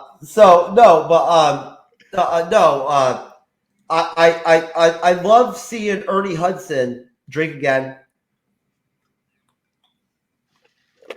Take a bullet like a real fucking man, like a '90s movie bullet, like a man when he comes in with the Seaman, right, to like do the final battle, and he takes a fucking bullet and he just like makes a joke about it when he's like laying there, just like got shot and shit, and whatnot. He just rolls with it and like makes a joke. He's like, "Oh, I should have like not gone first or whatever," you know, like that's some real man shit right there. Mm-hmm. You know, Mr. H held it down in the film and like teamed up with the Seaman to be like the team, the squad on to, you know, to fight the final battle, right? Against hot fucking sister bitch and whatever, the other dude. So the whole thing with the penance stare shit that the Seaman did to the main guy, the main villain, that's some Ghost Rider shit right there. That's straight from Ghost Rider. That's the penance stare. I'm telling you. That's what that shit is. It's the penance stare. Hey Jeff, shit. I'm going to give you 10,000 bonus points for using the Ghost Rider. There you go. You can use it at MAM Reviews anytime. I will anyway. I don't need your goddamn permission, Tim. You need my permission. I've got a lot of pull over there. I've heard somebody in the street told me I've got a lot of pull over there at Middle Age Med. So you know, I'll do my thing, sir. But I appreciate you though. Thank you. Trying to take this fucking Shogun Award for me and shit, whatnot for the panel tonight, motherfucker. Funniest part is you're yelling at Matt, but I'm the one that's taking it away. coming all prepared and shit, whatnot. What the fuck? You know, I'm trying to show you some love. I like the fact you're throwing out some comic references. I mean, come on, man. All right, well, check. I appreciate you, bro. I appreciate your backup, man. You're just like Mr. H, right? Hold it down. So no, this movie has like in that final scene has everything from the '90s that you could ever want. Guns, right? Shootout, fucking supernatural, crazy shit. You know what I'm saying? It's dark, right? Fucking hand-to-hand combat too on top of it. Lots of loud fucking explosions and shit, whatnot. Cool rock music like Nine Inch Nails, fucking, you know, fucking crazy and shit, you know, in the background. Right? I forget what song that is that they play, that the Nine Inch Nails song that they play during that scene, but it's fucking awesome. It seriously is. Whoever can pull that up, I appreciate it. I'm too drinking gamed out to be able to operate at that capacity at this point. He's blowing too high to run a mouse anymore. I smoked to start the show are taking effect. You feel me? So, anyways, that was still a stud move though on my part to start the show off like that. Though I got to give myself credit. Bottom line, the supernatural shit. It's dark, right? It's fucking '90s, baby, fuck to the bone. So it's just fucking awesome. It's a great ending, right? It's fucking totally dope. Great. The movie fucking starts off well. It ends well. It has finality to it, right? Like, you know, you can make something off of it again if you want, I guess, but it has finality to it as its own individual movie, as its own solo film. It stands as it is. You know, like it doesn't leave anything there where you have to extend the story, right? The chapter is closed. You know? Kind of like when I meet chicks and then I lock it down and put it down, right? So, yeah, you know, it's done. There you go. Okay, let's do it. The Crow. Okay, USA. Good job, sir. I give you 20,000 points for that. Very great contribution, sir. Sir, if it boiled down to the truth, I win the Shogun Award like 80% of the time on the panel when I'm right. So I know you've got to pass it around to other motherfuckers, lesser motherfuckers occasionally, just to, be fair. Guys like Tim, Seth. You keep thinking that, sir. I love you, Matt. Anyways, Matt, your thoughts, sir, on that action sequence and the action throughout the film? All right. So are we just talking about the scene, or do I go all the way to the end of the movie? All the way to the end of the movie, any action throughout the film. All right. Sir, just to be clear, Mr. Matt, when I started talking, our live stream audience jumped from like 20 now all of a sudden, just as I started talking. So what's up? Good luck follow up to that, motherfucker. Okay. Well, the first thing I want to address though is I want to address about the pizza in the room, okay? Look. Oh. I put myself through college working at a pizza place. All right. I know how to make a pizza like the back of my hand. Yes, Joey. Yes. I'm gonna try to keep a coherent thought on this one. So pizza is life. And to see that wrestling move, to see someone who has taken a wonderful you know what? Yeah, Joey probably didn't get to see the video. Sorry. But to see someone be able to move like that while still twirling a pizza in the air, because twirling a pizza is hard, because you got to get the dough just right. You can't have it too wet. You can't have it too dry. You got to have it to the right consistency. And the fact that he could spin that, do a backflip, and throw it back in the guy's face, that is impressive. That's a guy that I would want working in my kitchen. All right. So what you're saying is you got to have a lot of talent to pound properly. Exactly. Yes. The right hand is strong with this one. Now, as far as the crow, drink. Drink. So, I love the whole sequence where, Eric Draven is going after Gank. Oh boy! And we get the whole sequence. I mean, as you're watching the movie, every fight sequence gets a little more. Every time he goes up against somebody, it's a little more. And it's nice to see like this whole big pivotal moment. I mean, this is something you want to see in every action film is the main character going up against multiple bad guys. And I thought it was really cool that he was able to like not only like shoot people up, but also like, brawl like a street fighter and kind of channel a little bit of Wolverine. He just keeps fighting, still getting hit left and right by bullets. Uses his healing factor so that he can continue to fight. And I thought it was really cool. Now, along with that, I also thought it was neat that it then gave more drive for the bad guy to go after the dark bird character. The Raven. Yes, the Raven. Yeah. So that's when we get the whole scene on top of the church. And as I'm watching, I can't help but think of another dark movie called Spawn that kind of centered around the same kind of gothic structure and everything. So, but yeah, I think the action sequence was really cool. And the other thing that I really liked is the fact that Bruce Lee always wanted to make a movie where he had guns. They even in Enter the Dragon, he mentioned about, shooting the main bad guy. And it was like, they wouldn't allow him to use a gun in any of his movies. And I just thought that was neat that Brandon Lee was able to do something that his father couldn't do. And that was fight with a gun. Drink, by the way. Drink. Oh, and one other side note.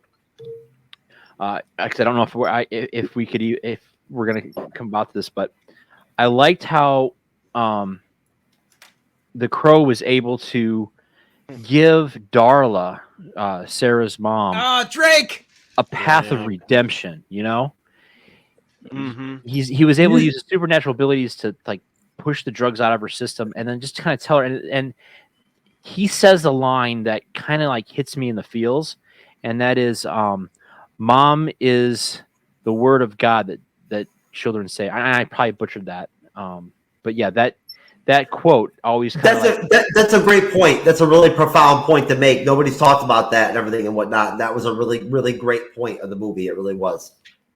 Mother is the name of God on the lips of hearts of children. Yes.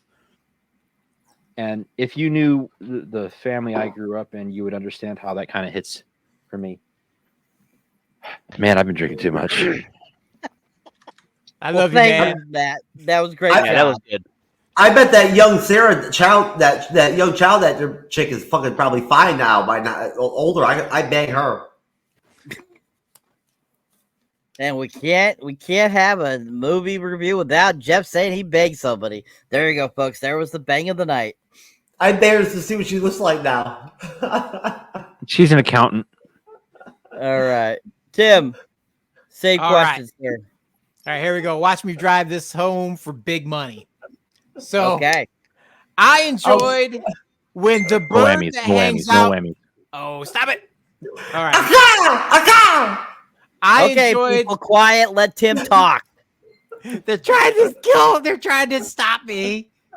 All right. I enjoyed when the bird that hangs out and murders shows up in the boardroom and basically just pushes that chair out of the way like a boss, jumps up on that table, sits Indian style, which the old man in me is like, shit, I couldn't even do that when I was younger. And this guy just hops up at the table and does it. I was, hurting right there. But anyway, and then he gets to have some, awesome banter, back and forth with Top Dollar. I mean, he's like, well, there's the killer of killers. He's like, I'm not too sure about the face. And he points off. He's like, I just want that guy. And he's like, well, you can't have him. And I enjoy this because his next line is, I see you made your decision. Now let's see you enforce it, which, a little tidbit, that's actually a quote from Andrew Jackson.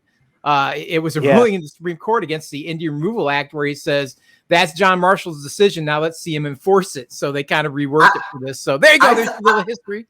I say that to chicks in the bedroom sometimes, Tim. I use that same, I know it's a good one to have. Keep it in the pocket in case you got to pull it out, and dazzle them with it. So wait, they didn't just give them the paddle and the ball to get rid of the Indians? No, not at all. So, right.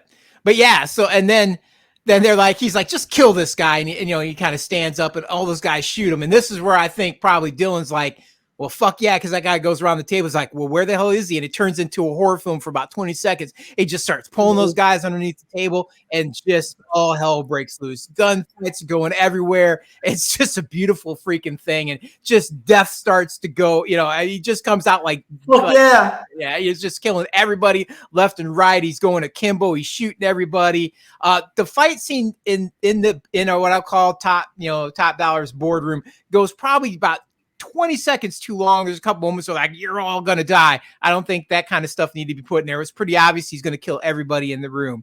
And by the time he's done, he becomes vulnerable, and he's like, it's done. He's gonna crawl back to the grave, and then he finds out that they've got the girl, so he's got to go save her. And so he has to come back in and and fight him. And now he's vulnerable because he's killed all the killers. He's supposed to return to the grave or whatever. And we get this cool kind of like Highlander sword fight on top of the church. It's very cool, and during that we get to see Micah try to capture the bird, and she gets her comeuppance. That bird just pecks the shit out of her eyes. We're all pretty like, yeah, that's what you get, bitch. And she, falls to her death. So we're pretty excited about that.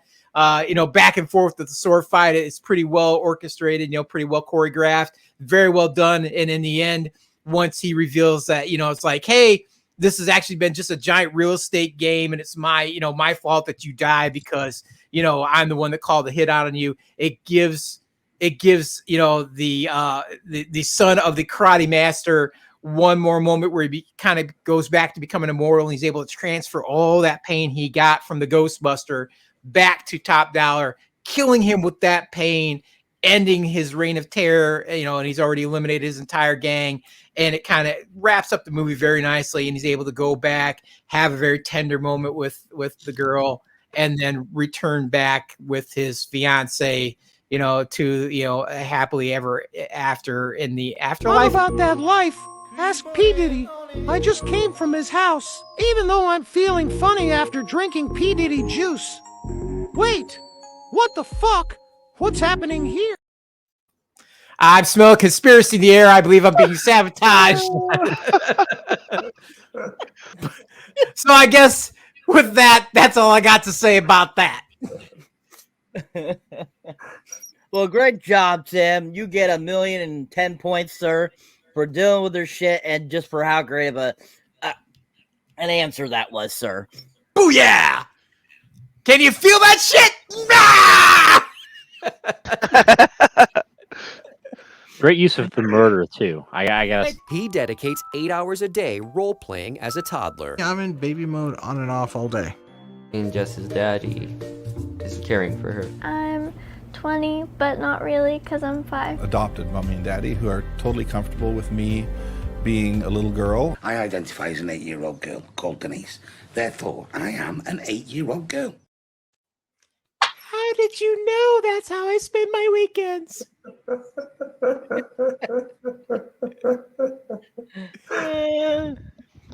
Oh, there you go, folks. For the newbies, if that haven't seen those two videos, gotta love it. Gotta love it, people. A little baby time for you, and a little P Diddy juice for you. Anyways, all right. Excellent job, everyone. Oh, great jobs. All great jobs. All right. So, hot topic version. Okay. Thanks, Joey. Oh, shit. We're going to Hot Topic. Awesome. I love that place. Me too. They have the best shirts. I could get my Misfits t-shirt. Man, They I can do hang have out with really Dylan. good I could be cool. They actually have some nice sex outfits too for like if you have a lady friend, you know, they've got some good stuff in the back. Jeff, do you like to show a little leg? Is that what you're saying, Jeff? No, they're more for my partner, you know, to wear. Oh. Man, yeah, we're all gonna go with that. Sure, okay. Baby leg, nigga, I just shit like. I'm recording her. Hey, yo, how long? My child. This is not my child. No, it's not. Are you gonna help me? Yeah, you gotta give me change. I don't have change. What happened to you? Are you gonna help me? What happened to you? I don't know what happened to me. They said I got raped. What? Can you help me, please? They said I got raped. They said I got raped. Can you help me, please? Oh my God. This is so what? This is good footage right here.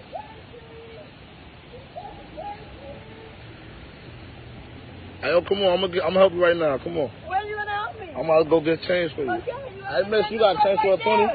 You got change for a 20? They said I got raped. I don't know what's going on. I'm about to help you right now. Relax, yo. I'm not gonna lie, man. That is the funniest thing I've seen since Anton Dodson, bro. Jesus Christ.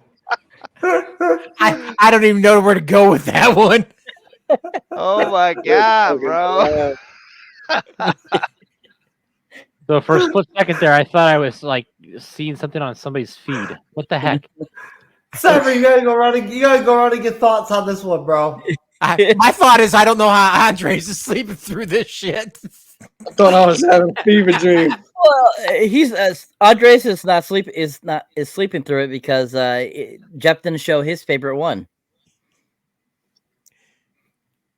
His lucky fans that are which favorite one, Cyber? Andres picks a new favorite one of something every other fucking day. He picks a new favorite. His loyal fan that's chasing him. Oh, okay.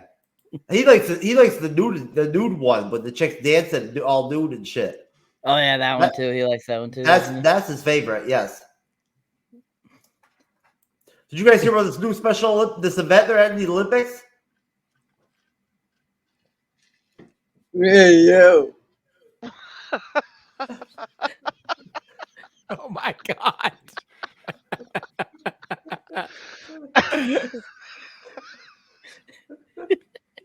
Where the hell did you get that? What was that? Yo, mama sent it to me, brother. Your mama sent it to me, motherfucker. I think that precedes the other one there, Jeff. I think that's the predecessor to that one. That's a new event. They're at that to Olympus this year. They're at a new event. Because that one guy is doing it in public, though, too, remember? Yeah. Oh, you mean the poster guy? Yeah, the poster guy. He's doing it in public, though. That's his. It's the public version. Oh shit! What's this about? He gave that fucking nod like, "What's up, dude?" Did you see that guy? Did you see him nod to that dude? He totally nodded his head to the dude. He gonna buy him. Bro. Yeah. Nah, bro. Nah. Oh shit! Dungeons Master, we fucked you up, kid. What's up? Oh my god, bro. I'm not sure what the guy was doing. And that's why this movie's a classic. Exactly. Only on the MCU'S Bleeding Edge, motherfucker. What's up? Yep. We got the true alternate endings here every week. Yep. Alternate endings, people. Alternate endings. Oh god. Great job. そうだな。助けに来た男に殺される気分は。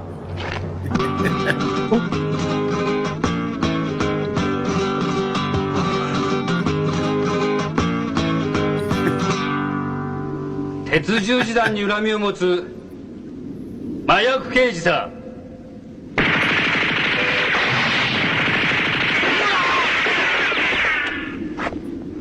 スパイダーストリング格闘技世界チャンピオンスパイダーマン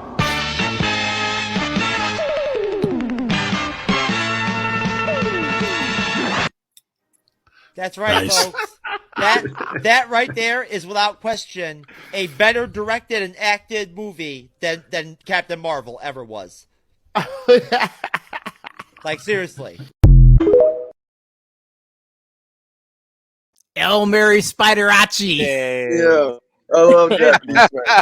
Oh man, I did not know that Robert Rodriguez directed the Spider-Man movie. Right. It's better than Captain, I heard it was better than Captain Marvel. Yes, I Japanese do. spider fucking rules. Yep. Yes, it does, Joey. Yes, it does. Super hilarious. Just as good as all those old classic Godzilla movies. All right. Excellent job, guys. All right. So, go around the panel. Last question that I have for you guys is just overall, what are your thoughts on the film? And what do you think is the ultimate story of this film? What do you get from this film, and what does the story mean to you? Starting with you, Matt. All right. Well, for me, the story is about justice, vengeance. It's about redemption, and it's about coping with just death and life and just whatever we're dealt with in this world. It's also a great movie just to watch and just kind of like enjoy some fighting sequences, some almost like a popcorn movie to kind of shut your brain off for a while. But it also has a depth to it, and it also points out the fact that 1994 was a bad year for pawn shops and pawn shop owners. I mean, this has like the second most popular pawn shop sequence. The first being, of course, Pulp Fiction. That's my thoughts. Okay. Dylan, same question, sir. Overall thoughts on the film, and what did the movie mean to you after watching it? Overall thoughts. Yeah, it was a very well told, like, revenge story, almost. But it also gave, like, some insight on, like, death and coping with it, agreeing with what he said earlier. but those are my thoughts. Overall, All enjoy right. Okay. Rick, same question, and one other question. Now, was your wrestling name Dungeon Master Elite? What was your wrestling name? Just so everyone knows out there. Sure. It was the Gold King. Gold King. Okay. Yeah. Okay. Yeah. Okay.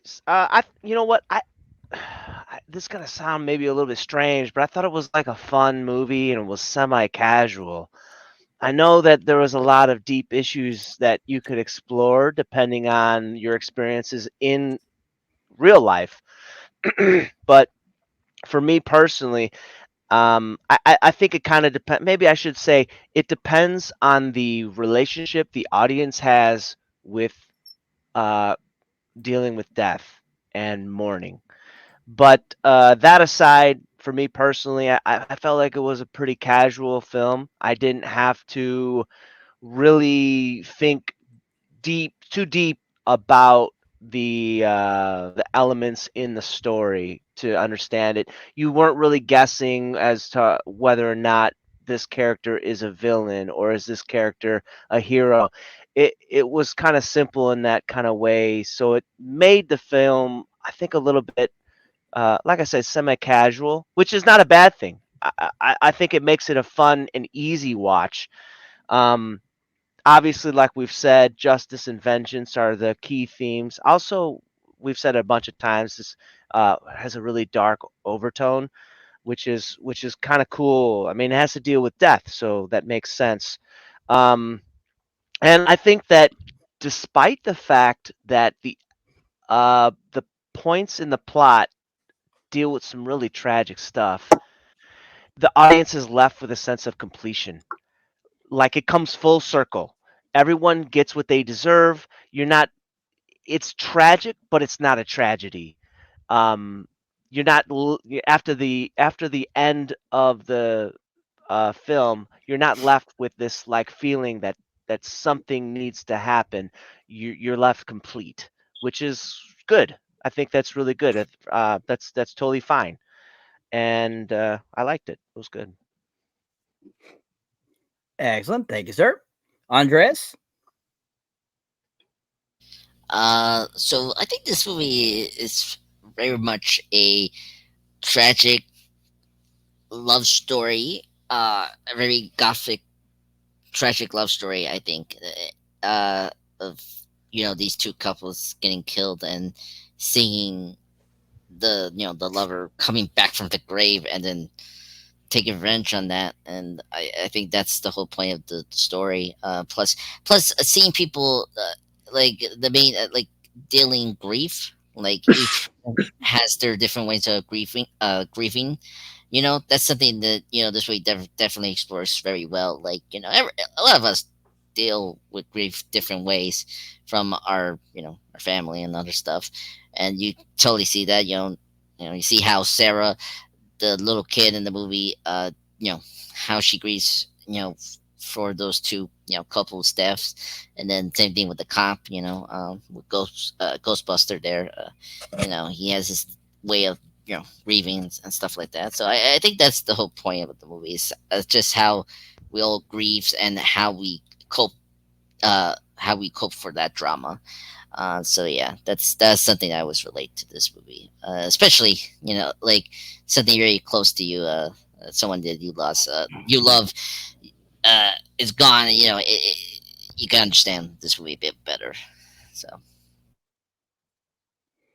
thank you, sir. Matt, same question, sir.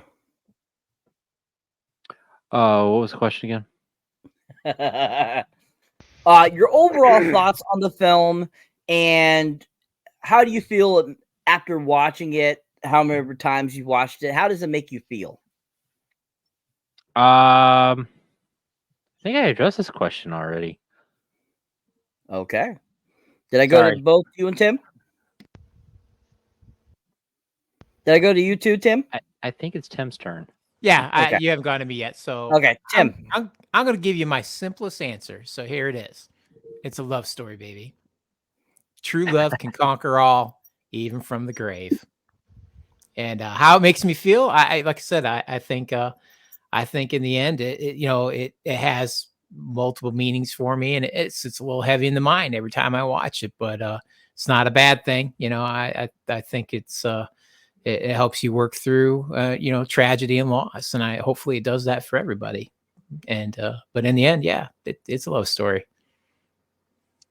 Excellent. Thank you, sir. Jeff, your thoughts, sir, your overall thoughts, and how does this movie feel to you after watching it? It feels great. It feels what's up, Joey? Good to see you, man. It feels good. It feels good to reacquaint with an old friend like the Crow. Oh, drink. Something that, watching it as like a 13-year-old, or 12, 13-year-old, you don't know it's going to be a cult classic or whatever, right? Like, it's just another movie, right? And I can't go back and remember, like, that far back to know, like, how I really felt about it.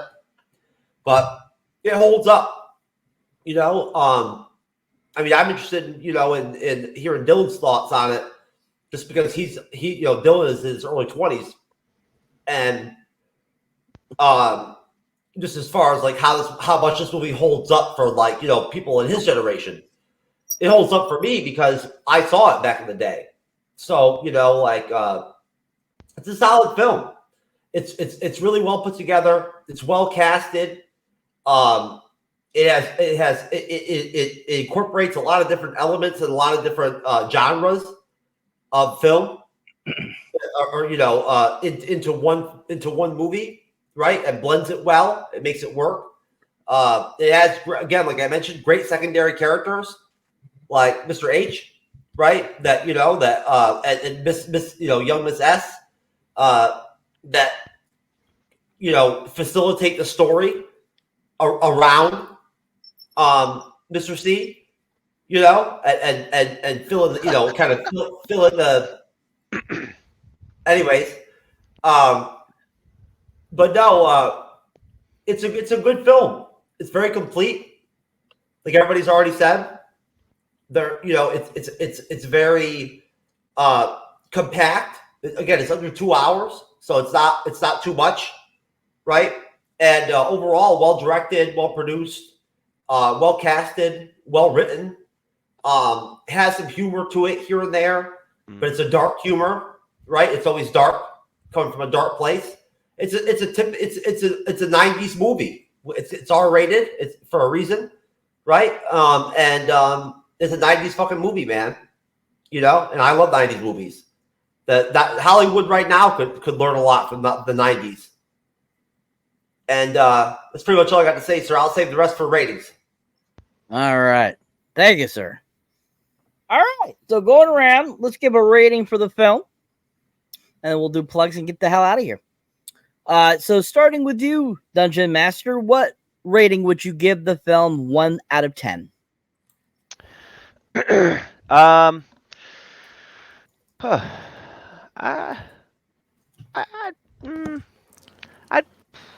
probably say somewhere between 7 and 8. I would probably say maybe 7.5 or something like that. Maybe a little higher than 7.5. I think that like I said, because some of the characters are a bit one-dimensional, I don't think I can give it any higher than that. But it was fun. It was good. I liked the story. The story was really powerful, and the characters were powerful, albeit a bit static. All right. Thank you. Dylan, rating 1 through 10, sir, what would you give the film? 8.5. Excellent. Andres? Solid 90s. All right. 10 out of 10. It's a fantastic film. It's timeless. Yeah. Fuck you, Jeff. Fuck you. I'm applauding you, fucking asshole. I'm applauding you. What the hell's wrong with you? I don't know. I cannot tell the difference if you're joking or you're serious. So I'm applauding you. Well, thank you, sir. Thank you. Fired up. Yeah. So anyway, sorry about the foul language there, but who cares? Who fucking cares? It's fucking radar movie. Fuck you. Good morning, my neighbors. Fuck you. Fuck you, neighbors. Hello. Yeah. Anyway, fuck you. Anyway, so great film, great. One of the best comic book movies of the '90s. I mean, top notch. Very sad that we lost, this amazing actor so young. He had a lot of potential in the future, but we lost him just like his father, which is sad. So very happy we have this film to remember him. So yeah, 10 out of 10. Excellent. Jeff? I'm gonna give it a 9.5 because there could have been more female nudity in it. Doesn't pass the Mr. Skin test. There could have been more female nudity or sex scenes or whatever in the movie. Honestly, I agree. Middle-aged Matt, your rating, sir. All right. Well, this movie has a lot of emotion for me. And it, like I said, it came out at a time in my life when it really hit with me. And it still to this day has a lot of personal connections as well as emotional connections. I'm gonna say it's like 9.75, just barely close to 10 for me. All right, Tim. I'm going to give it a solid 9, trending towards 10, because again, I'm going to kind of reiterate. I think this again did for the goth culture of the 80s and 90s what the Matrix did for live action anime. I mean, just for that alone, it should get it. And get past that, it's just got a really solid, powerful story that you can't help but feel, whether it's because of what happened to James O'Barr, whether it's because of what happened to Brandon Lee. I'm gonna say it. We got to drink Brandon Lee twice. But yeah, I mean, it's there. I mean, even if those two things are out of there, you can just feel it, the tragedy and the loss in the script. It bleeds through. And if you get to the end of this movie and it doesn't sit in your mind for a little while afterwards, then I don't know, you're just a cold fuck. I guess I don't know what else to say. But yeah, so yeah, solid 9, trending towards 10. All right, excellent. Well, I give the movie a solid 10 out of 10. And I got 2 reasons. A, Beiling. 2, Michael Wincott's villain performance. Absolutely love his performance in this film. Good point, it's sir. A solid 10 out of 10 for me. All right. Well, that is it for the Crow review. I'm going to turn it over to my co-host, and he will take us out. All right, baby. Oh, hang on. Before we do that, can I say one more thing? Yes, Brandon Lee, the Crow, Eric Draven, and Darren and Hudson. Drink up, boys! Over. It's on me. Before you take it out, Jeff. So the Shogun Award winner tonight is, of course, Mr. Tim. He wins. Second place was Mr. Jeff S. TrueKnowledge.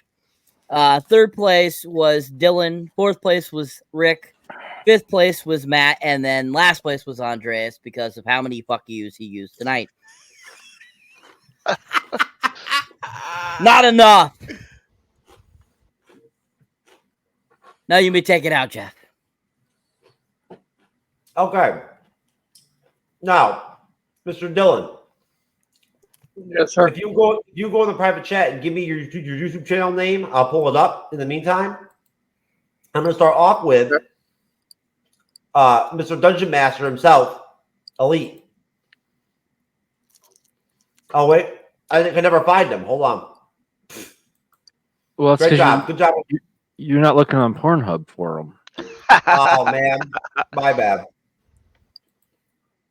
Did I not find you properly, Dungeon Master? I don't think so. Let me see. Oh, there you Here we go. Yeah. And I'm subscribed. We're subscribed, sir. Tell us about your YouTube channel, sir. So basically, I put on videos, instructional videos and stuff like that for Dark Souls, Souls-likes, tactical RPG, all pretty much video games and stuff like that. And yeah, I have a small channel, so any help would be much appreciated. And put in a comment, subscribe, watch a couple videos. I've got any of those type of genres of videos I have. And if you do play those games, you definitely will learn something. I put some of the videos I have, I put a lot of knowledge into. So go ahead and check it out. Okay. Next. Middle-aged men. Whoever wants to represent. I'm assuming probably Matt. I got it. All right. So yeah, we're MAM reviews. That's middle-aged movie reviews. Hey folks, can we get these motherfuckers over 25 subscribers, please? Seriously. Yeah, I was just say, right now we're at 10 subscribers. We could really use followers of the MCU Bleeding Edge podcast to come and listen to our stuff. I mean, if you love how we talked about The Crow today, we've covered some really great films. There's three of us. We're three middle-aged men. Right now, our normal third member is on vacation. He's out and about in the world somewhere. I think the last time we heard, he might be like in Russia doing something, or in Abu Dhabi. I'm not sure where he's at right now, other than being in the chat, in the comments. But Rick has wonderfully filled in for him, and he's doing a great job. And if you want to check out YouTube tomorrow at 9 p.m. Central Time on our YouTube channel, you'll see our newest episode, which is going to be our coverage of Star Wars. And we did such a phenomenal job on covering the first Star Wars movie, the original George Lucas vision from 1977, Star Wars: A New Hope, Chapter 4, whatever you want to call it. We covered it. We spent 4 hours discussing not only Star Wars, but the franchise, merchandising, always about merchandising. And like I said, check us out, MAM Reviews. That's MAM Reviews, which is short for the Middle Age Movie Reviews podcast. We're also Matt, on Spotify. Yes. We are actually reviewing Pulp Fiction on Andre the Pop Culture Guy's YouTube channel on Sunday night. So if anybody from your team, I'm sure if you ask Andres, he'll be happy to have you on. If any of you guys just went ahead and reviewed it recently, if any of you want to come on and review it again with Andres and me and Cyber, we're all coming together on his channel on Sunday night. I'm sure, Andres, you probably wouldn't mind having another guest come on, right? He's like, now that you put me on the spot, sure. I'd love to have those raging assholes on my podcast. No. I will be totally happy to have you two be there so that we can bust Jeff's balls even more in my channel. So no, that'd be great. Very cool you guys reviewed that movie. It's one of the best. Yes, it is. And yeah, so if you want to hear what we said about Pulp Fiction before one of us shows up on Andres, check us out at MAM Reviews. And we're on Spotify. We're on we're everywhere, Matt. Just tell them we're everywhere. We're on YouTube, we're on Spotify, we're on Apple Podcasts. You can check us out anywhere. You get out there, like, subscribe, give us some love, send us an email, tell us how much you hate us, how much you love us. We would love you either way. And if you email our show after you listen to an episode, we'll give you a digital code. First one to write in usually gets a digital code for a movie that we've covered. And nobody's asked for any of them yet, so there's a whole bunch of them waiting out there for you to get. Exactly. All right, I'm let's just move on, Matt. I'm just Pop Culture Guy, sir. Yes. Hello, everyone. Thank you, everyone, for joining us for this awesome Crow review. Thank you, Dylan and Judge and Master, for coming. It was great to see you two guys. You guys were awesome. And it was great to see you also the Middle Edge team. Welcome back. It was great to talk to you guys. But yeah, so I recently posted Mad Max 2 World Warrior yesterday for my 10th anniversary on YouTube. I can't believe it. I've been doing this for 10 years.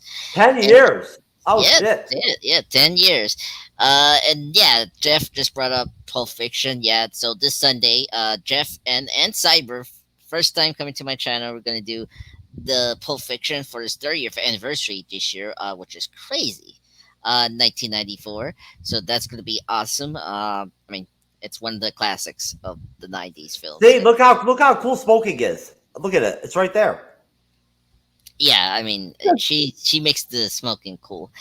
Yeah, and I'm up to 960. So please help me hit that mark, please, towards the end of the year. If only we could have your numbers.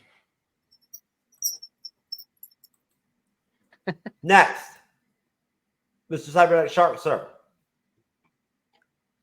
If I can find you. There you are. I have you.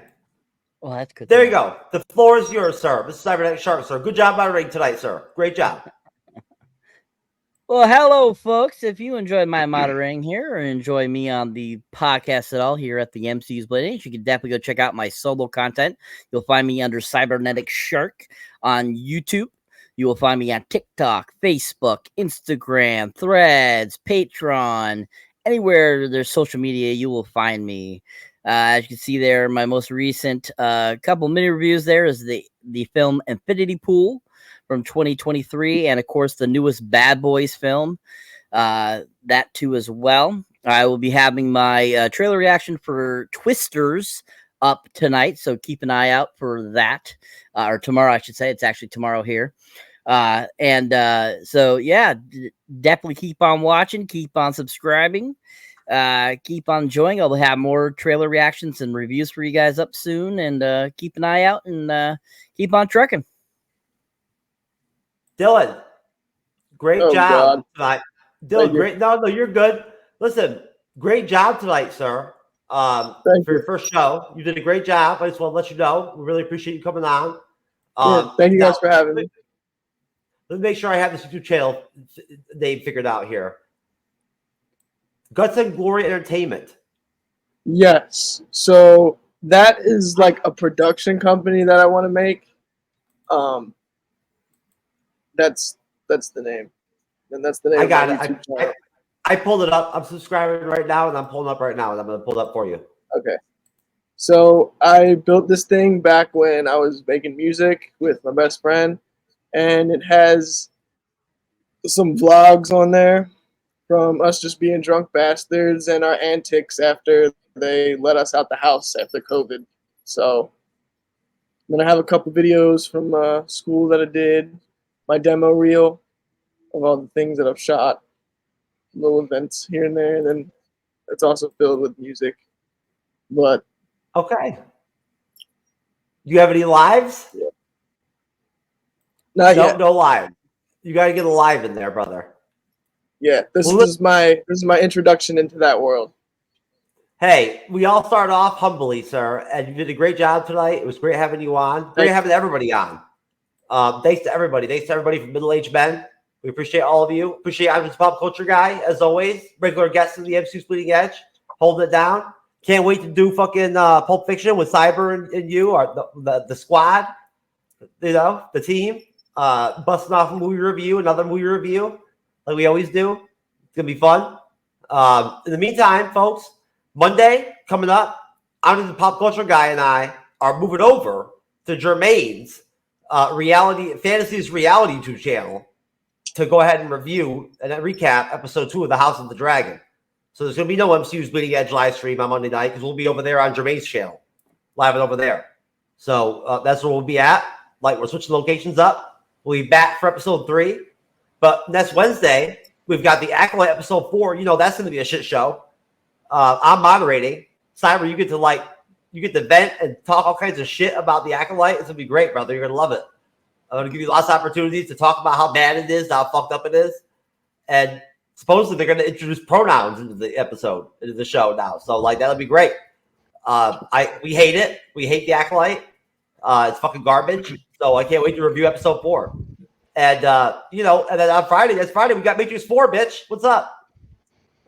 It's fucking intense how when you play drinking games, every word you say, you're like afraid. Like every major word, like every title or something, you're afraid you're going to say something that's going to be a fucking drinking word. It starts to like haunt you. Watch out for the drinking games, folks. All right? Seriously. I'm telling you. Anyways, you'll end up like one of us Bleeding Edge motherfuckers or Dungeon Man or whatever. Anyways.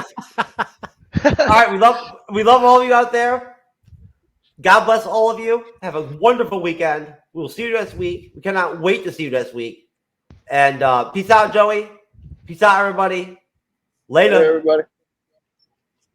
Bye. Hey, yo, Jay, can we get some ratchet one time? Look, I don't wanna talk. How you try and press the kid and really you was soft. All you know is capping, homie, you don't know the law. Pedal